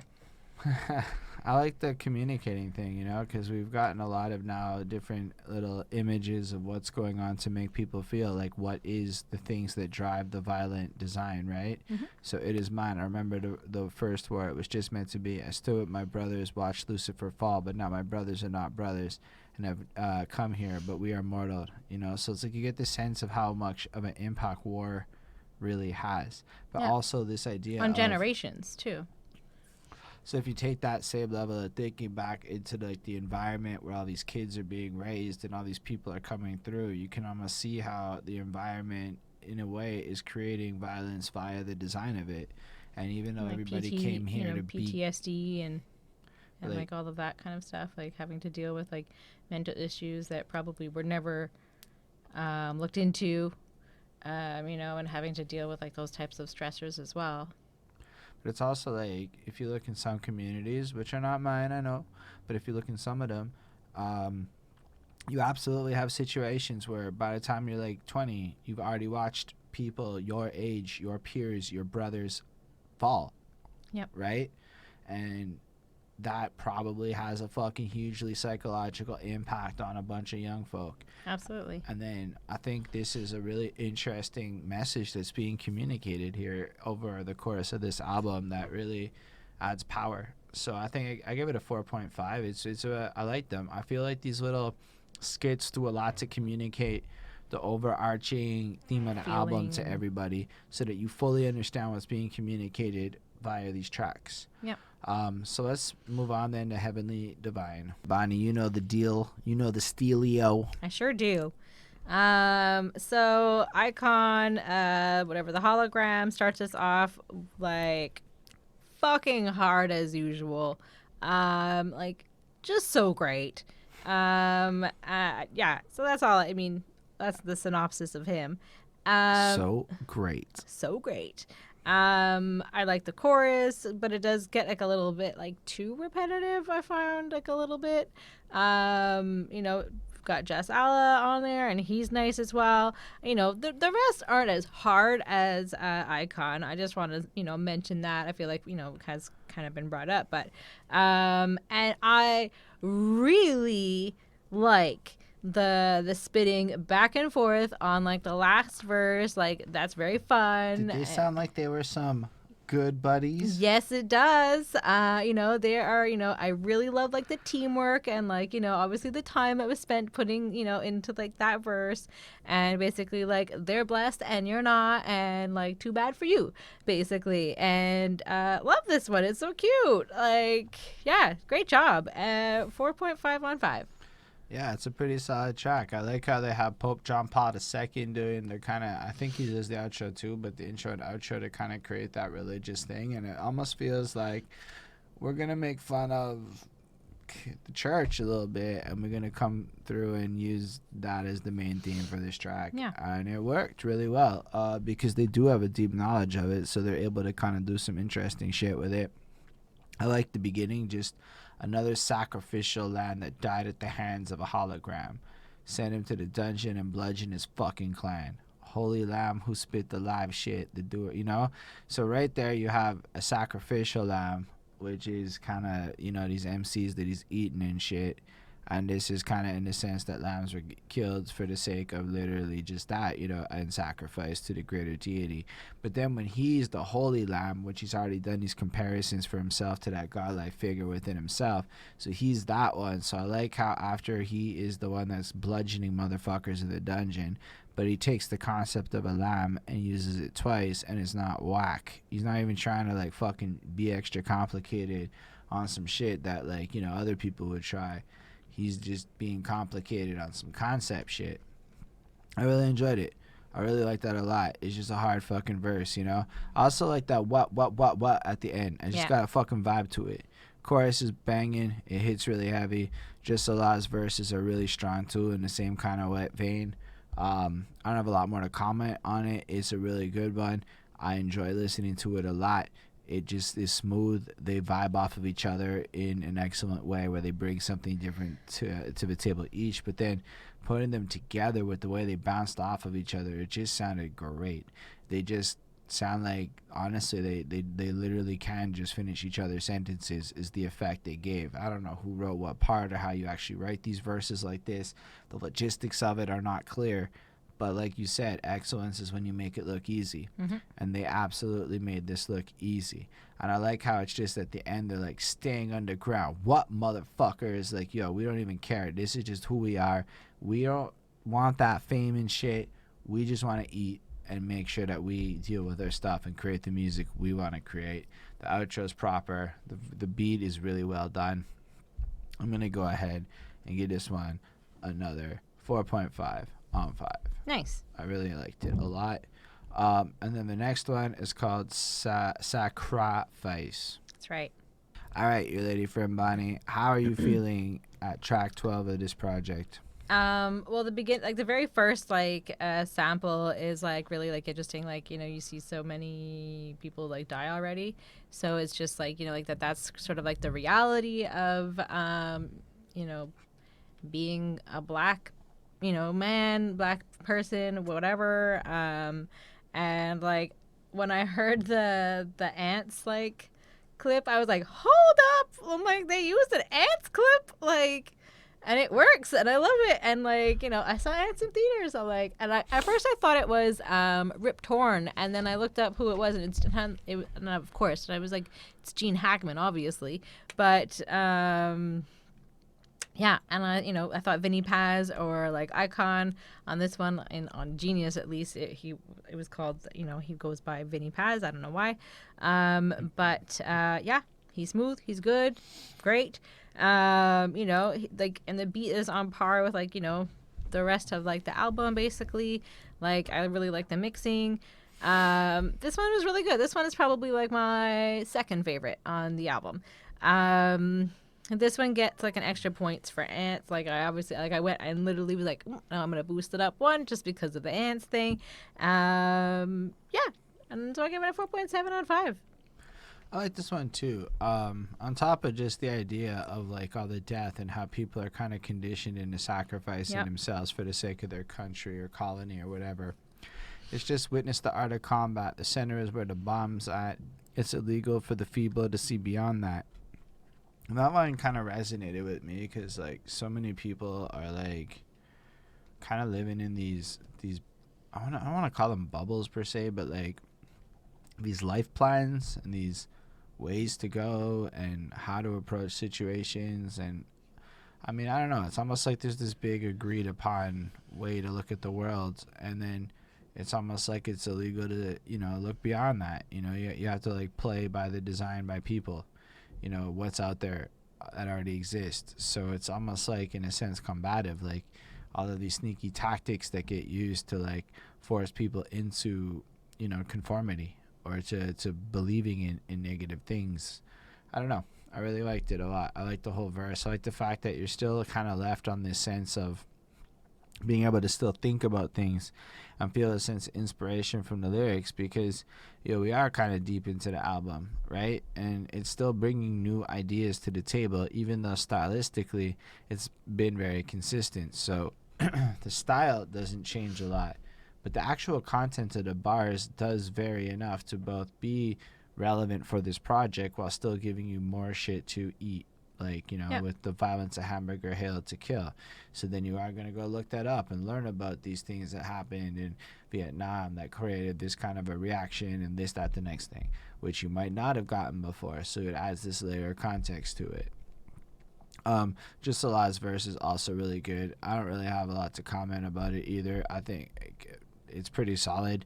It fits the theme of it. And I wasn't hit with the same level of insight at any bars. I'm not gonna lie. At a certain point on the second half of a project, you're like, yo, I don't even know what I'm gonna say about half of this stuff. I've already, like, it is exactly the same shit that I really like on this that I liked on Retaliation. It's like the same kind of vibe. Like we're this deep in, and spoilers, it's a lot of the same shit that I really like because it keeps going. There are things deeper into the album that are like really exciting, but I think it's not like a positive or a negative thing. If this is your shit, it's like, this is your shit. And unfortunately, I would say that it does still have that like effect where if you're not fucking with it, man, the content variations are not huge enough to be like next level. They're enough to like really give you something to be rewarded for it just by like sticking through if you're already fucking with it. I hope that was clear. So I gave this one another 4.5 because it really is another good song. I really enjoyed listening to it. And let's jump on to the next one, the Permanent Midnight Interlude. Bonnie, what do you think of this intro or this interlude? It's only 40 seconds, and it's just a trippy mix, basically. That's what I got out of it. For me, I don't love this one. Like, I would imagine if I were to listen to this album like more regularly, like I would tend to skip this one, like every time. But I mean, it's still like well constructed. It's just not my cup of tea. So I gave this a 4 on 5. I thought it was really well placed, like, because the last track was really about war and stuff and sacrifice and things, and then one of the impacts of going to war is the kind of PTSD impact, and one of the ways people cope with that is ethereal drug trips. So I feel like it's meant to be like a representation of like that. You become a drug addict after, and your brain gets lost in this like phase for the rest of your life as you try to deal with your demons and battle all that shit. So I thought it was pretty good. I give it a 5. I thought it was amazing. I thought it was one of the best ones out there. I mean, Ismail's saying the ones on this album are only okay compared to like the ones that get dropped in the future. But I really like this one in particular because I think it like fucking just hit in a way that like thematically made the project feel more movie-esque. Fair enough. I mean, I get what you're saying, so I mean that makes sense. But I mean, I would still skip it. That's all right. The next one is called The Deer Hunter. I like that outro. It feels like this whole movie experience that like picks up and becomes like something bigger and more than it was. You know, like it just elevates the track into a different direction. And I think when people take the time to do that, it is always to good effect. It is always something noticeable. Plus, they added basically the additional movie sample things to kind of like, or news clips, whatever the fuck they use, to like kind of add that storytelling element to it to kind of like pick up off the end of a song. But Bonnie, what do you think about this one? I mean, like the Deer Hunter is like, you know, an Oscar-winning film about the Vietnam War. I don't think I've ever actually seen it, honestly. So yeah, I should probably watch it at some point in my life. So this one features Chief Kamachi, and he does like the first verse, and you know, he spits pretty well. He's got some, you know, nice like, you know, rhymes, and I like his flow. You know, I like the beat is kind of like mixed, like in like, you know, and it's interesting and it's smooth with some like nice like harp, I think it is. It's like featured, so I like, you know, it sounds lovely. You know, you saw our reaction. Icon is, you know, fire on his verse as per usual. And like, you know, like you were saying, like the clip at the end, it does make it like a, you know, like you're kind of like envisioning like this like story, like, you know, it is kind of like a movie. It doesn't feel like, you know, 2000 or 2004, you know, it does feel like you're kind of like you're going back with them and you're experiencing this with them, and it's kind of like I don't know, it's got like a cool feeling to it, and like the way that it just transitions into the next one is like really cool. Yeah, I mean, I give this one a 4.3. It's not my favorite one, but I still think it's really good. I really like it a lot. I think Chief Kamachi's verse just gives me this like inspiring feel to it, you know, like not like necessarily like it's all positive, but like that you are empowered listening to it, you know. Like it starts off like my words sojourn, spread them like a slow germ, infected diseases collected and quarantined from my method. So like right off the jump, listening to him, you're gonna get this infectious nature of his energy that's gonna go to you, and it's gonna pass on to the next person, and effectively you're going to beat down that negative energy. Is kind of what I took from that. And then it, like, you know, the borderline where the animal and divine become separate. I'm deaf leopard, case of a beautiful hell on a record. And, you know, it's just kind of like, I don't know, I felt empowered. I felt like it was fucking dope to listen to. That's and a his cool flow's feeling. fire, and he's got this energy where it just matches perfectly. But again, it's somebody new for us to experience. Breathing a little bit of life into the light game of the album, which, as I've said, is pretty important. The overall the vocal sample they use, that girl voice on the chorus, is really nice. Too much I'm tired in the company of those that fear. And then if you think about what I was just saying about the energy and shit, like we've already explored on this album a lot of the negative energies out there, but it feels like a little bit you gotta like step the fuck back on that. Y'all are so interested in this shit, but when it comes down to it, you know, like you're not real about what your desires are. And I feel like as much as Vinny's kind of vicious with it, he's vicious with it because people are faking this shit. Like he almost feels like he's commenting, why are y'all trying to claim this gangster shit is fucking cool? Like it's not that cool. You're not a thug, you're an actress, you're playing this part. Like this doesn't make sense to me. And it sounds like it's from a perspective of like, I've actually lived this. Yo, what the fuck are you guys talking about? And then Jus Allah just kind of comes through and rips it again. I feel like his verse is also in the same vein as everything else. I noticed that like they put Jus Allah as like the first guy on very few tracks, and usually Vinny's coming before him on most of them.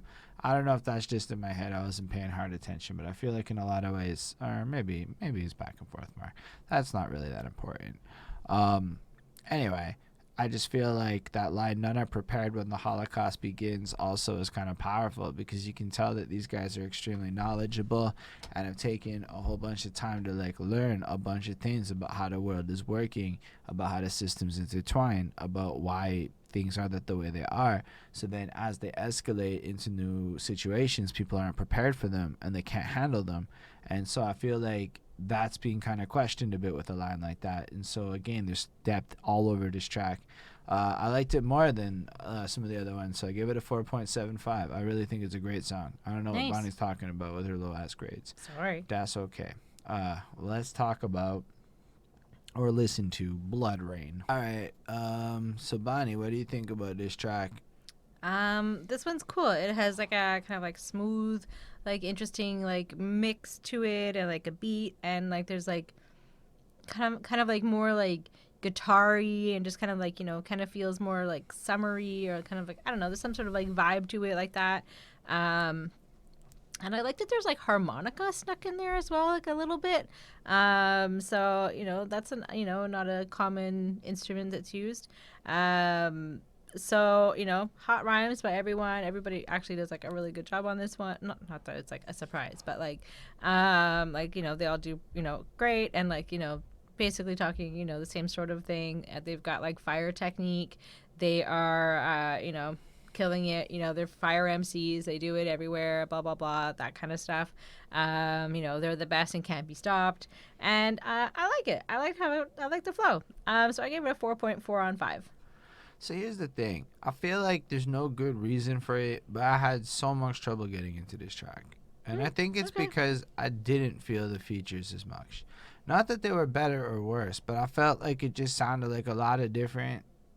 No, not a lot of different. A lot of the same, actually. It was more like everything kind of blended in a way where the other features on this project really popped off in contrast to the Jedi Mind Tricks boys. And it's like, it's probably like silly sounding to everyone, but I listened to this track a couple more times than all the other ones, even just to make sure I was fucking crazy, and I just couldn't get into it. It's not that it's bad. Like, reading the lyrics, they're in the same like vein of everything else, but maybe it's just because there were too many people for me or something. I don't know the right way to put it, but this felt like a posse cut in an album full of really well constructed songs.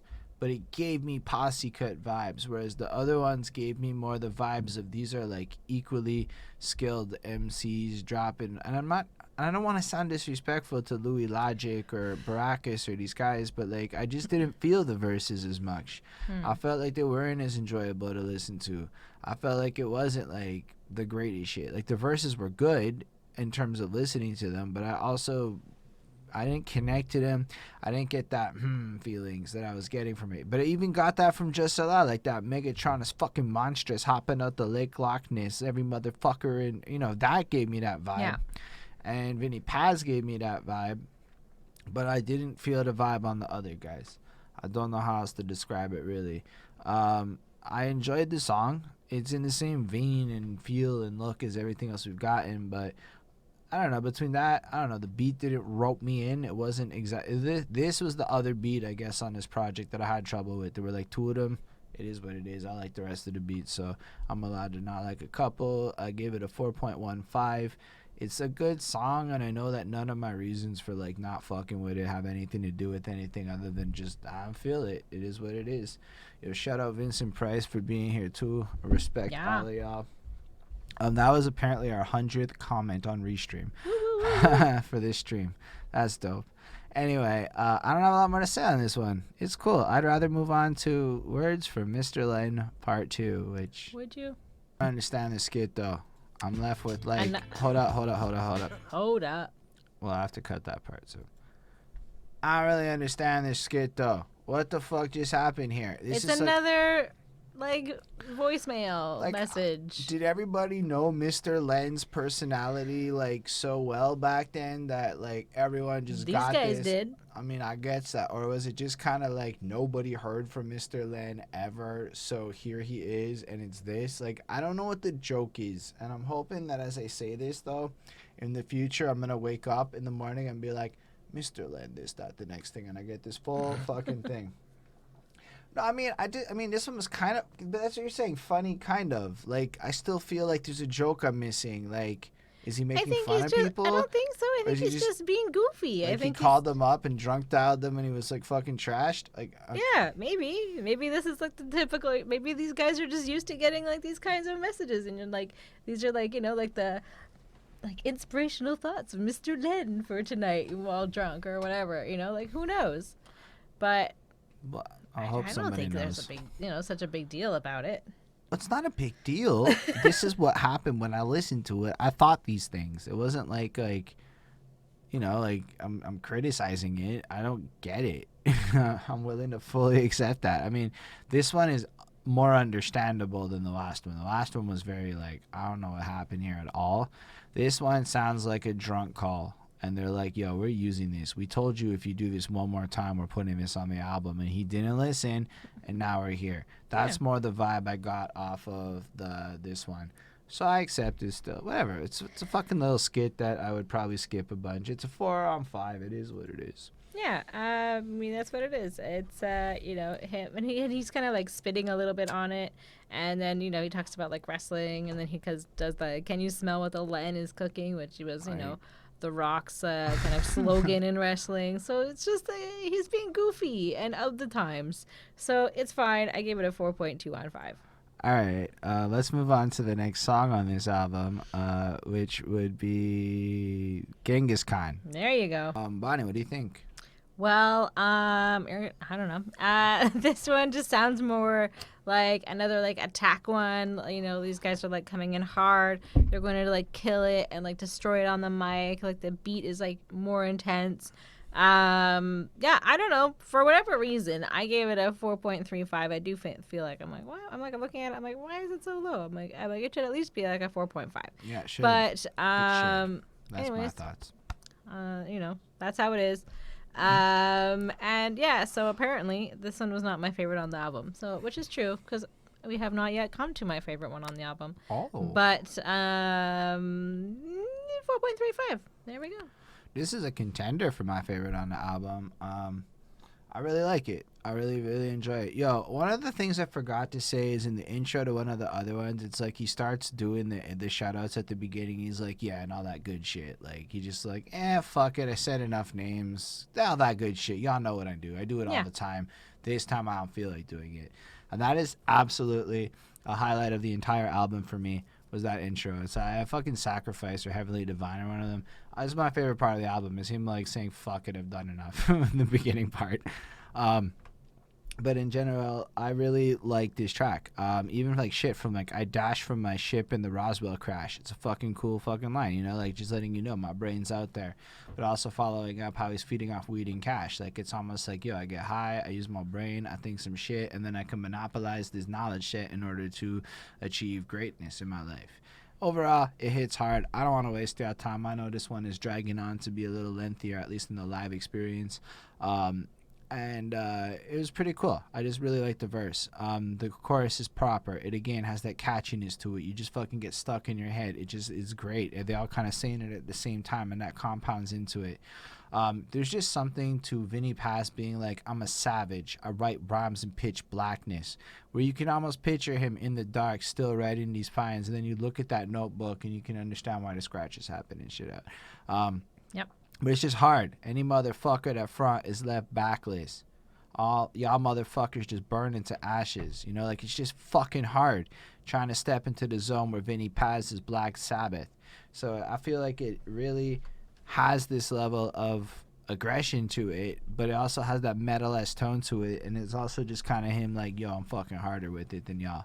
But I don't think I've ever really listened to Tragedy Khadafi before. Like, I literally may have, and I don't remember it in this moment, but I haven't been, like, cognizant of the name and paying attention to it, but it's been on a list of people I've been wanting to check out.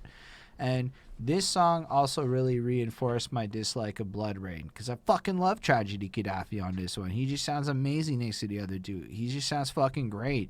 Like, just shit, like these blunt lines, like half of y'all, it's performers and actresses that keep at least $100,000 in the mattresses. Like, this is some fucking real shit, you know what I mean? Mm-hmm.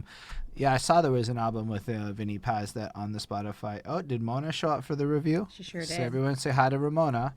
And then just that last line, held at gunpoints for ransom and bail. Like, that's hard. Like, I've been to jail, but I've also done this shit that, like, you have not done. So shut the fuck up with your weak shit. Overall, this song's brilliant to me, and I really fucking enjoy it. What else can I say? Next one is called Trinity. Cool. How do you feel about this song, your lady friend Bonnie? I like the classical feeling to it in terms of like the music that's kind of like featured and like kind of like just like the overall feeling.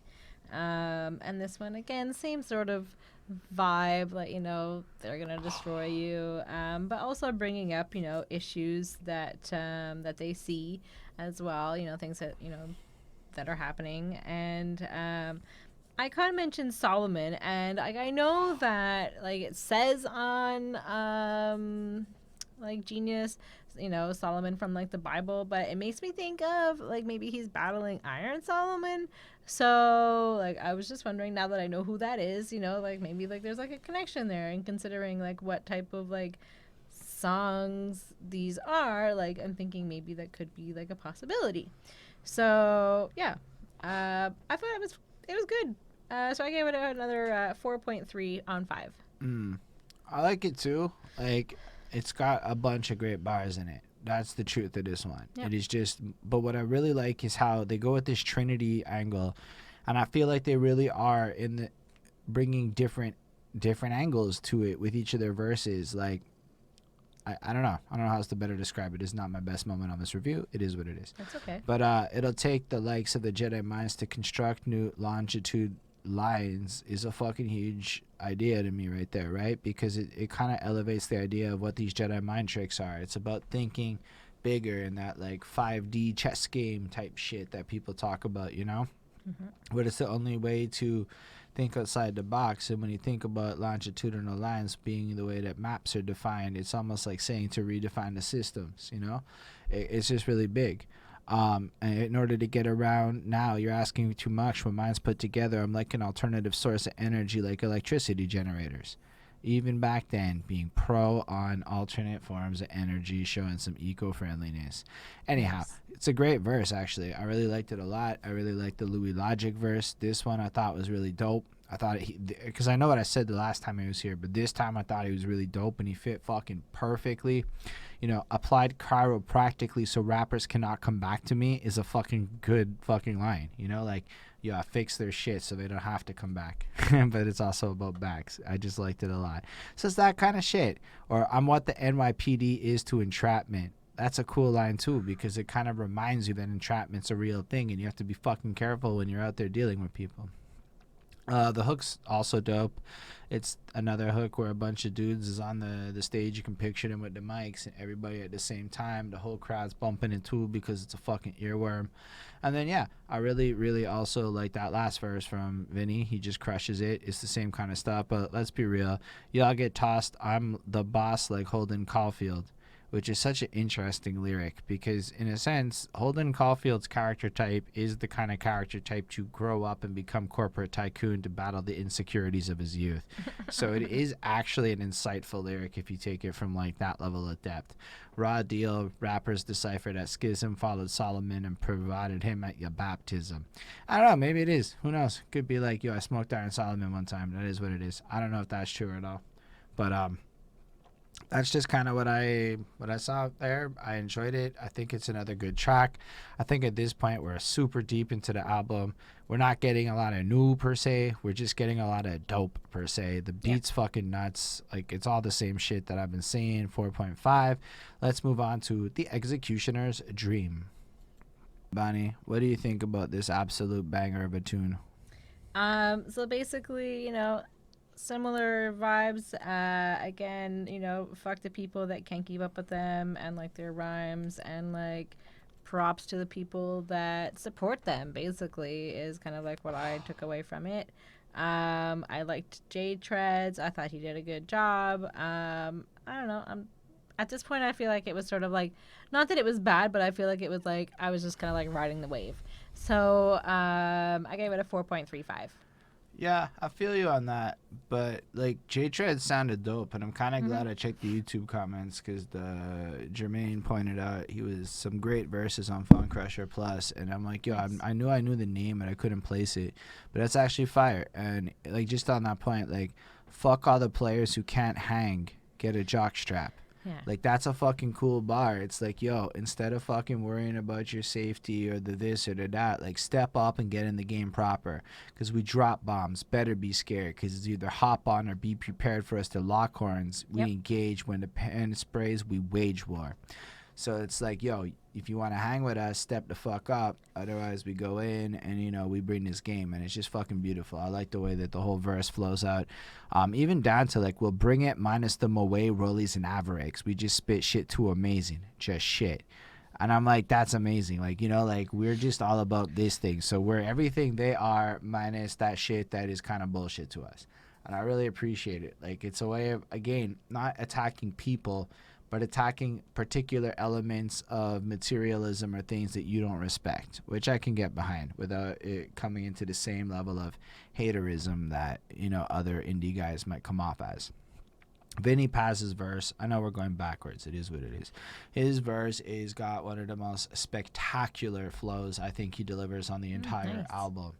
I don't know, man. Like, it flips up in the middle. That part, like, the barbed wire around pagans that read the Bible, genocide, unliable, whatever. I can't do his flow. It's just fucking fire. But on top of that, the bars are dope. Like, just that idea, pagans that read the Bible. That is a clear commentary on people who claim religion and you do all this shit but don't understand the message and then imply hateful tactics that don't make sense for people who allegedly should read the Bible. So it's kind of like, you know, y'all see this shit in the media. Y'all know who I'm talking about. You know who it is. It's real stuff. I digress. Jus Allah is also dope. Like, I'm leaf twisted but kill your whole belief system. So he's fucking high, but he's still able to fuck up your whole belief system. I relate to that. I smoke a lot of pot, and I can fuck up a belief system if I try. Not to say I always do. Sometimes I fall flat on my face and it don't work. I speak wisdom translated to street diction, and I really love that part too, because it's kind of like, I think, what we've been trying to say the whole way through, but Jus Allah said it with more clear and brevity. But that's a lot of what hip hop is. It's like wisdom translated to street diction for a community that needs that wisdom. And a lot of people don't understand that because they think things are common sense or whatever. So I love the fact that he's willing to take on that role and do that thing. It's just really fucking great. All of this is really just enjoyable to listen to. All of this is just a fucking great song. I give it a 5 on 5. The chorus is fucking amazing. It is super fucking great. I feel like late game, the album is holding in strong. Now, it is not easy to kill a whole belief system. It doesn't. Okay, look. Killing a whole belief system is not able to possibly be done in one conversation, quick. But if you understand what it is that drives a belief system, you can probably get to a point. And I'm, again, not 100% success rates. This isn't like I'm trying to be no cocky. I can fuck up anything. But it's possible to fuck up somebody's belief system by creating paradoxes of logic. If you're really looking for it, where maybe you don't get them to change their mind, but you at least get them to question things so strongly that they actually question the validity of their belief system. It is not a simple task, but it is also not an impossible task as long as you're able to come at it with the right point of view. Anyway, that's not here nor there. Tracks of 5 on 5. Let's talk about the next song, Muerte. The fact that it like ends on this finality, like the it just kind of like ends for a second, like to let you know that it's like done. Actually over, you know. On top of that, this just totally feels like a strong outro to it. It is absolutely one of my favorite tracks on the album. It could be my favorite one. A fun anecdote, according to Genius, is the track he samples has a time signature in 3/4, which is different than 4/4. I'm not the greatest at explaining time signatures. Yeah, I don't quite. Like, so, I get it, but like I don't. But like I understand them enough to know that he had to actually surgically recreate the beat in order to make sure that the time signature matched what is the time signature that has been kind of standard on the album. And there's not that much hip hop, I think, outside of 4/4. So that's just kind of like what it is. But I love this verse. I mean, I don't have a lot to comment on it. It's just fucking dope. Overall, it's really well. I think for the rest of the review, I'm going to go into, like, rush mode. It's, like, it's dope. It's fucking great. Like, Jus Allah, though, I inhale toxins drunk off blood from dead cops and the watchmen that kill us in this maze we locked inside. You know, like, it's, again, like, they're attacking at these enemies that effectively are putting them into the system, the people that created the violent design that they're a part of and that they are witnessing in. Only 10% that's controlling us. I mean, if you look into that 5%er shit, man, there's something to it. I really like don't think it's vapid. But yeah, basically, I like the chorus too, as Ismail pointed out. The te quiero or whatever, it kind of sounds like kill when he says quiero. I liked it a lot. 5 on 5. I like the poem The Greater Love by Wilfred Owen is quoted, and it's got like this kind of looking at love and war juxtaposition going on there that just kind of fits a perfect somber end to this project given the ideas that have been put forth throughout it. So I think it's a beautiful end to the album proper, and it's a 5 on 5. Oh wow. Yeah, this one sounds like, you know, pretty hard. I really like Icon and like his energy that he brings. People try to like battle them to get like their name out there, to try to like give themselves some like clout basically, but like why? Because they're just gonna destroy you in the battle. And sort of like Jus Allah is kind of like spitting about kind of like shitty cops and like kind of like the unfortunate, you know, usual shit that, you know, tends to happen to black men. Yeah, and I like the poem that was read at the end as well. I thought this one was nice. I gave it a 4.4 on 5. All right, let's move on to the Heavenly Divine remix. And I'm gonna be real with you. How real? It's just it's a remix.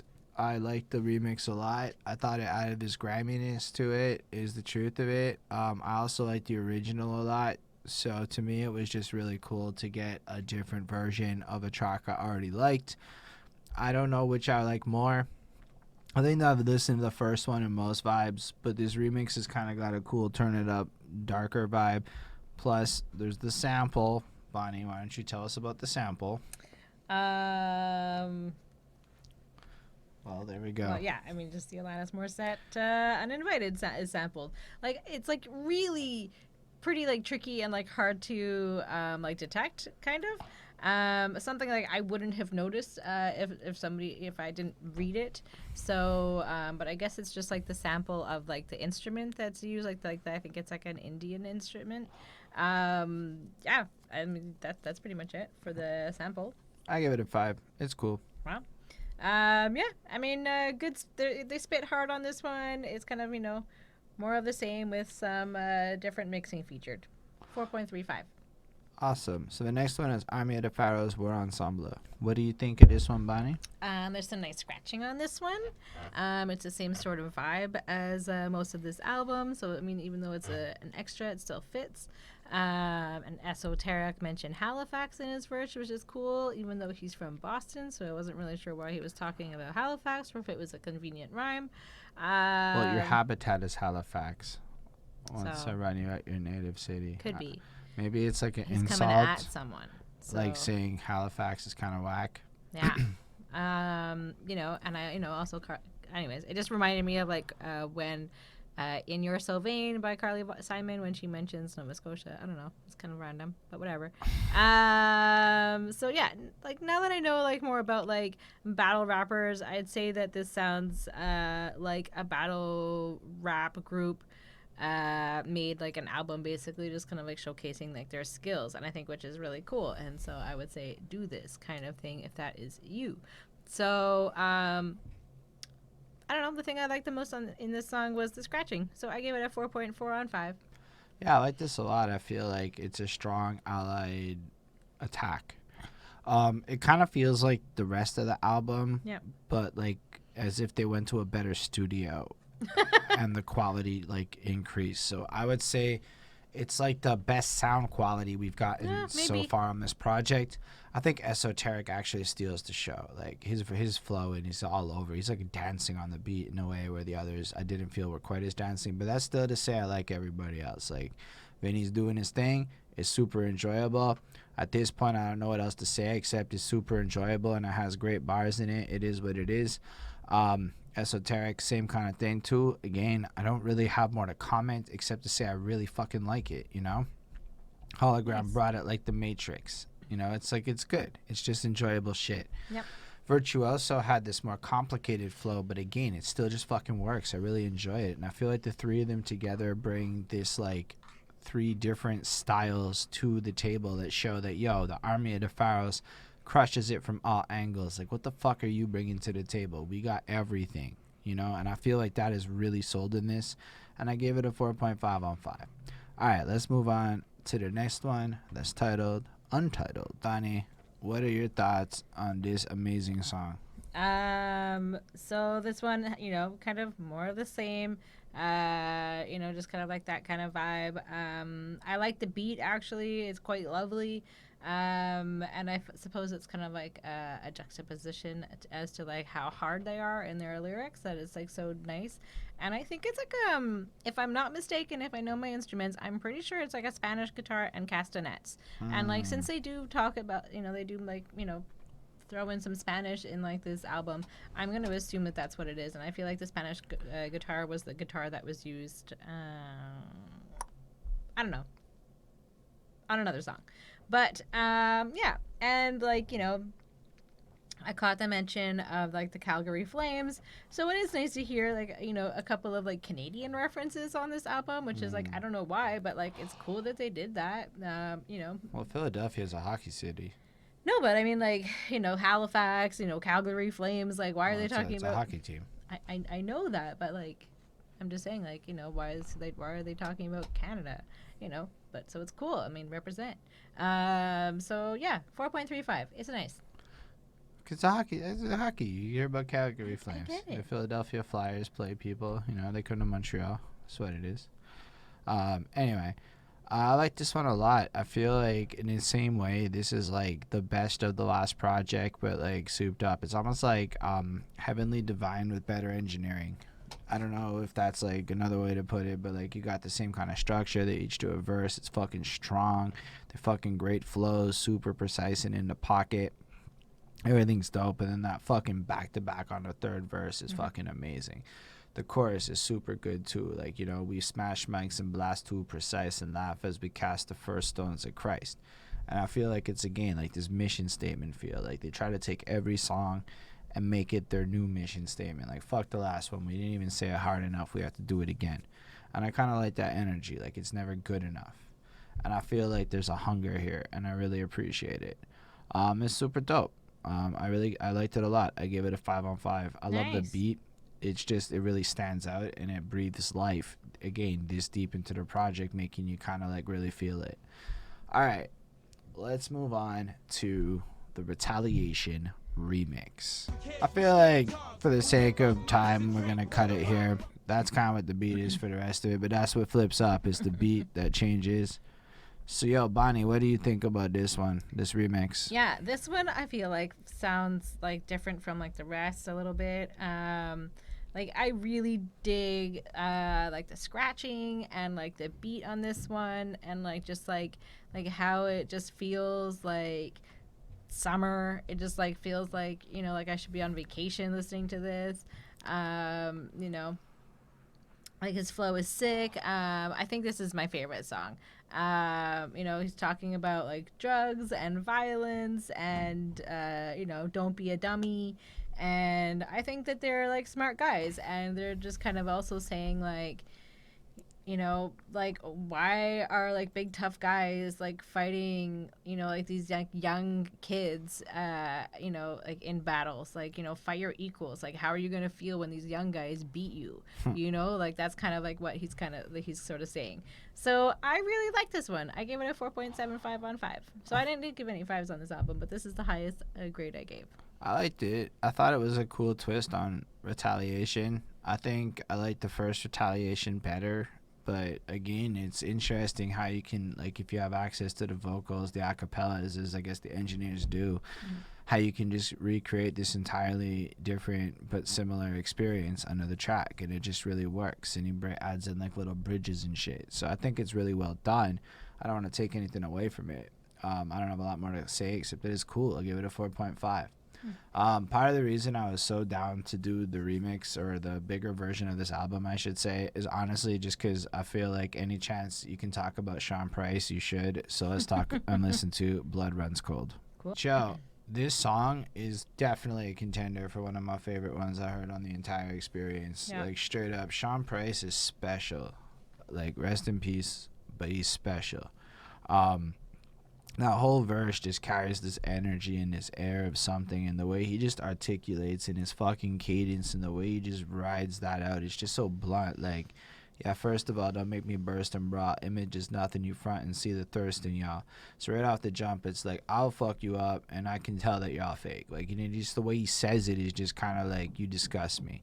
And then it's just that attitude doesn't change. It just kind of rides through it the whole way through it. He's just hard. He just hits every fucking lyric so fucking hard with it, and I really like that.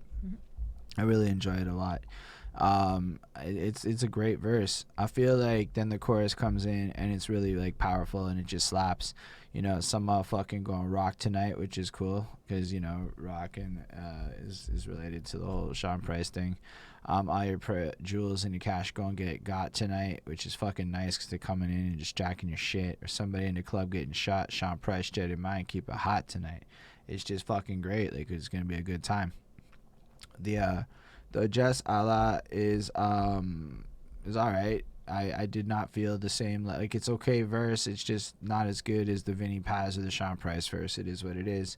The Vinny Paz verse, though, oh my gosh, that is a steal. It's like he knew Sean Price was on a song, so he had to bring his fucking A game, and he brought his A game, and it's beautiful. Like, I found beauty in all these different things. Like, it's like I look at the world, and from logic to science to religion to pain to all these things, and you know, this is where the complexity that is Vinny Paz is, whereas other people are like, y'all pretended to overstand the matrix without attempting to overstand its basics. And I think a lot of people do try to do that. They try to understand the big picture without really learning the foundation. I mean, if you want to see proof to that pudding, go watch a 2017 Behind That Soup video, and then go watch one from today, and you'll see a big difference.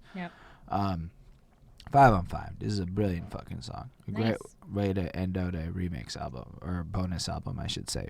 Yeah. Like I totally got lost in this song, and I like twice listening to it. I was like, I listened to it, and then I had to go back and listen to it again because like it like has like I guess it goes to show that it has like a hypnotic beat and sound. Like it just like I just fell into it, and so I very much like the overall beat and the sound and like kind of like the samples and everything is just really, I don't know, it's cool. And like you touched on like everybody's flow, and like they all did a great job. A great track to end on. I gave it a 4.6 on 5. All right, so for the album review as a whole, I have 2 grades. One for the regular album, which is a 4.55 on 5, and then the other one's a 4.6. I think it's a fucking timeless little classic here. Stoop's production is really the biggest element that holds it up, but also the bars are kind of ethereal. Like almost everything they're rapping about on this project holds up today when you break it down. Like nothing comes off goofy, nothing comes off like, oh, this is some dated, catchy shit. Nah, it's like they wrote bars based on some timeless shit like history, and it just goes to show the power in tapping into that stuff for your buyers, because the Bible's going to be the Bible in a decade, right? Like, so your Bible bars can be broken down 10 years later. Yeah, it really just goes to show the power of the source material that fuels your art, and that kind of may be a huge part of the timeless qualities of it. Anyway, Stoop's ridiculous. Like I said, I like this album a lot. I really enjoyed the experience of listening to it. Even though it's kind of long, it's a great kind of long. Yeah, I give it a 4.426 on 5, so it's an 88.5%. I just gave it the 1 grade for everything for the 25 songs. And I would definitely say that this qualifies as a classic. I mean, overall, I like the album. It's pretty consistent. It has a solid overarching theme and sound. And as an album experience, it's quite nice. And there were songs that I liked more than others, but overall, like I was pleasantly surprised by this album. And I like the Canadian references. I like the camaraderie that I was feeling, and I have to say that I was most impressed with Icon. And I like the skill and power and the vibe that this whole album gives. And like I said, it does feel like a one-sided rap show where they all were like the good guys. Like they all had like the best outcome for it, and like they do kind of have that kind of old school sound if you're looking for it as well. So yeah, very cool. Awesome. So thank y'all for watching. Totally appreciate you. For those of you rocking through the line, that's amazing. We appreciate you. We're going to do a little Raidsy Poo soon on the Twitch. Definitely, if you're watching this in the future, leave your comments, the likes, the subscribes, follows, all that good stuff. Special thanks to the patrons. It's Milgad MC, Chris Powder, Jonathan Barnes, DJ Black and Linda Williams, and Scribbler. They're dope to support what we do. If you want to support what we do and you're on the Twitch, you can hit that subscribe. If you want, otherwise, patreon.com/behindthatsuit. On that note, it's been a real pleasure being with y'all, and we look forward to the next one. So live long and prosper, everybody.